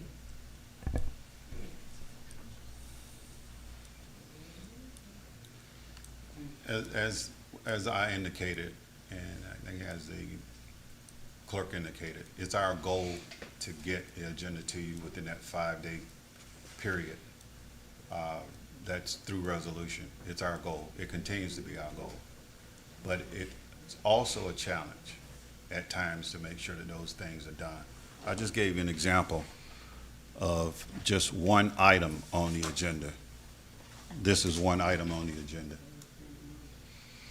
That's quite a bit of effort to pull all that together. No, I'm just saying the agenda. I I'm not even understand. talking about the documents. I I'm just saying understand, the but agenda. Each agenda item requires proofing, reading, developing. That came from the county, though. That's the county program. Yeah, I understand that, but we still have to review it. When you have questions about it, have to be in a position to respond to it. I'm just saying all that to say, our goal is to get it to you earlier. Sometimes we're able to do it, sometimes we're not, but that does not take away from it being our goal. Okay. Next on the agenda is the general public comments. Items not on the agenda. City clerk, at this time, do we have any public comments cards completed for these items? Yes, we have one that was submitted on time, and we have one that was not. How do you guys want to handle We'll take both. both? Okay. The first one is Mr. Anthony Atkins.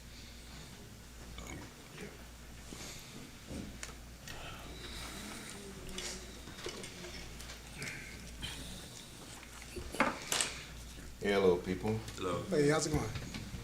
All right. Anthony Atkins, Milestone Construction, General Building and Roofing Contractors. You had mentioned, Mr. Manager, about the apartments out there. I just came here today just to see if we can get a little help as, I guess the tide has shifted out there, and the contractor that was in place that was working out there, they haven't paid some of the subcontractors, and I was just wondering if you can encourage or influence OCM builders to, pay the subcontractors. That's why I'm here. My response, to and the then county. I'll have the County attorney gave to them chime in when needed and necessary. It appears to me that that's a civil matter. Yeah. That we really can't interfere with. As I explained earlier, there's a private provider that's doing most of that project, and the owner's responsibility to you contractually is something that you would have to settle with him civilly.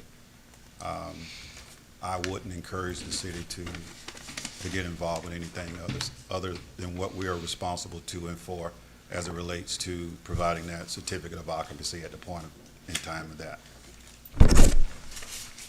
Got it. Also, one more thing, as it relates to the campground, Yes, sir. a team of us, friends of mine and developers, had some ideas on getting it up and running, and I just wanted to know what the rules and regulations are so we can develop our plan to submit to you guys for approval. Okay, the state of Florida, the city of Pahokee leases the campground and marina in the state of Florida, internal trust fund. So we have a lease with the state for that facility and that property. If the sublease, developing a sublease with a contractor that you just described, as you may have an interest in doing, is developed through a process that the city will develop RFP and put an RFP out for potential applicants to apply to manage that facility.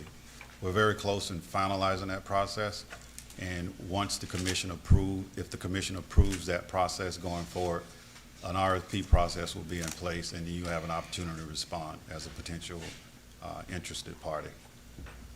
Roger that. Thank you. Yes, sir. Good night. All right, now we move to comments. We got one more We have person. one more. Oh, I'm sorry. Mr. Curtis second. Pryan. Mr. Pryor.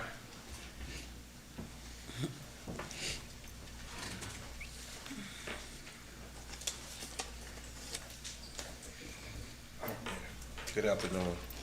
Good afternoon. Curtis Pryor, 831 Palm Tree, West Palm Beach. I just want to clarify something. I'm glad to be back home. And the reason I came down here, I want to clarify one thing to Mr. Jackson. I am a certified GC, but I am a certified pool builder. So I just want to clarify that when you say who don't qualify. I build pools for a living every day, 7 days a week. I wasn't responding to any. Okay, I just want to clarify that, okay? I wasn't Second responding thing- to any particular person. Second Mr. thing. Pryor. Second thing, the water level. Because I had to, when I got a phone call in West Palm, I called the health department when I got the pictures. because that's mildew. That's like a maintenance. Mr. Bell mentioned about a clog. That's called a torr valve. Torr valves don't get stuck in a commercial pool. That's like a maintenance. So I'm not sure what your staff doing when it comes to that part, who overseeing that. That don't happen that way on the commercial side. Those are not regular filters in there. Those are called grid filters. They're 19.5 in diameter, okay? And you got about 40 inside that box. The guy that built that pool, did that splash pad, I know Tony. I was there. And I told Lucas when he done it that you're gonna have a problem. Because the reason that pump runs 24 hours, because Lucas decided not to put a time on there. I came down here. It's before your time, brother. I came here and I told Lucas. Lucas said, don't worry, I need you guys to get it ready. Just, I can get them off my butt. That's when the pool had a leak on the dike, same thing. But the solution or the problem that you have right now, that mildew gonna come back. Because I stopped by there when I came over here at 5 o'clock today, and you still have mildew. If you don't treat that with a chemical, because what Greg did, just pressure clean that, that's nothing, brother. You have to get some, you got to acid wash that first. You got to kill the mold. If you don't kill the mold, like the mold on the walls, you got to kill it, you got to get rid of it. Now, if you need some help, I'm glad to come back over here, teach Greg, teach your people, because I'm from here. I love my city. That's why I came back. I'm not here to raise hell with you. I came to help. That's why I drove down here, especially 9 o'clock at night. It's 9 o'clock. I should have been home. I ask you one question. You have to test the water. Do you know what the pH level is on the water right now? Since you got shut it down for one day, then you turned it back on. Now, I tested the water for you before I came over here. You have no chlorine there. You don't smell no chlorine. You guys don't have bleach in there. And the kids are drinking the water, because when I arrived there at 5:05, you had 4 kids that were playing and they were drinking that water. And I'm being honest with you, bro. That's not good. Would you, or are you suggesting that water treatment? I suggest that you shut it down. No, the water treatment that's coming from that splash pad, you consider that potable water? It's recycled water. It's not potable water, right? No. Okay, so it's not treated to a grade to drink. You don't have anything to treat it with. You don't have the chemicals. You got one bucket over there of tabs, chlorine tabs, but you don't have bicarb. Bicarb what cleans the filters. Your filters the same color this. They washed them out yesterday, but they backed this color because you were full of mildew. You have to change the grids out. You have to change the filters out. Like what you mentioned earlier, when it comes to a home pool, that's 2 different games. Commercial is on a different level. That's a whole different filter system. See, on a regular pool, you use a variable speed pump. That's just a 1.5 or 2.7 determine what you're doing. When you got a commercial pool, you got a 7. That pump only has a 7.5. That's to push those pumps, to push that water through, that flow. You don't have enough there. You need 2 pumps. Mr. Lucas didn't want to purchase 2 pumps. The guy from the sugar mill, who had no personal, who gave the money, said, get what you need. Mr. Lucas said, no, just give me enough. You need 2 pumps. That's why the pump keep closing, shutting off, because you don't have a mechanism on there to close it down. I have no problem helping. I volunteer to serve. I would send a group of guys over here tomorrow to help if you want me to. I just want to help the city. I appreciate that, Mr. I don't need, I'm trying to fight with you. I'm not trying to go against what you've done, but I want to be truthful. Clogs don't come from leads on a commercial pool because the pump is too strong. Second thing I suggest on a safety thing, you probably want to have someone to come out and change your screens, your framing grates, because the pump is so strong and the pump is running 24 hours. I'm not sure you're familiar with the Virginia vacant law. That's when the kid got killed and the person put that kid in and killed them. You're going to have the same issue right there, because you have nothing there to protect the kids. Those framing grates are too wide. We are talking about the pool now, not No, the we're splash talking pad. about, I'm talking about the splash pad. Okay, I just need. Splash pad is very dangerous right now. All right. The splash pad should be closed down. That's just my recommendation, but I'm not have that authority to do that to you guys. But I did call someone at the health department for them to come out and look at that, because that is unsafe. Even with the buckets with the paint, with the water's dumping in, you got lead there. I'm not sure you're aware of that. Those buckets, all the paint is hanging off there. That's lead. That's not good. I can show you the pictures. I came earlier. You see the pictures. I took them to take back with me. That's not good. I walked through it. I don't smell any chlorine. It's just water pumping, and the water smells like the dike that's pumping right now. So there's no chlorine. Even though they washed it down yesterday, they should have put bleach or chlorine inside that tank. There is put to rotate in and try to clean it and help it out a little bit there. The system is bad right now. But it's up to you guys to do what I just drove down just to give you a little insight. Okay, I appreciate that.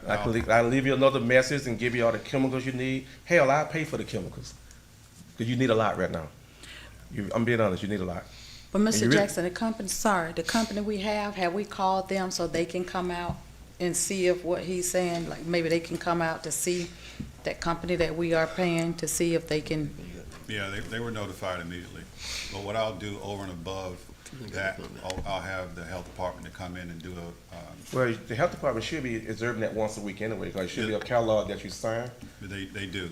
That's to my point. Well, I don't know how they Health- missed that mildew, because that mildew was so thick on there. That's like a maintenance about 3 weeks right there. Okay, I'll get in contact with the Okay. health department and make sure that it's. Just cover your butt on certain things like that. Because right now, it's when these kids come back to you guys, you're responsible right now. You're really responsible for that bad water. All right, good luck. Thank you, sir. Now we'll move to comments of the city commissioners for the good of the order. We'll start with Commissioner Scott. Thank everyone for coming out. See you next 2 weeks. I'm done. I don't have anything. Vice Mayor. I just want to say thank you to everyone that's listening, everyone that took out of their time to come out. Thank you for continuing to be patient with us as we continue to try to move our city.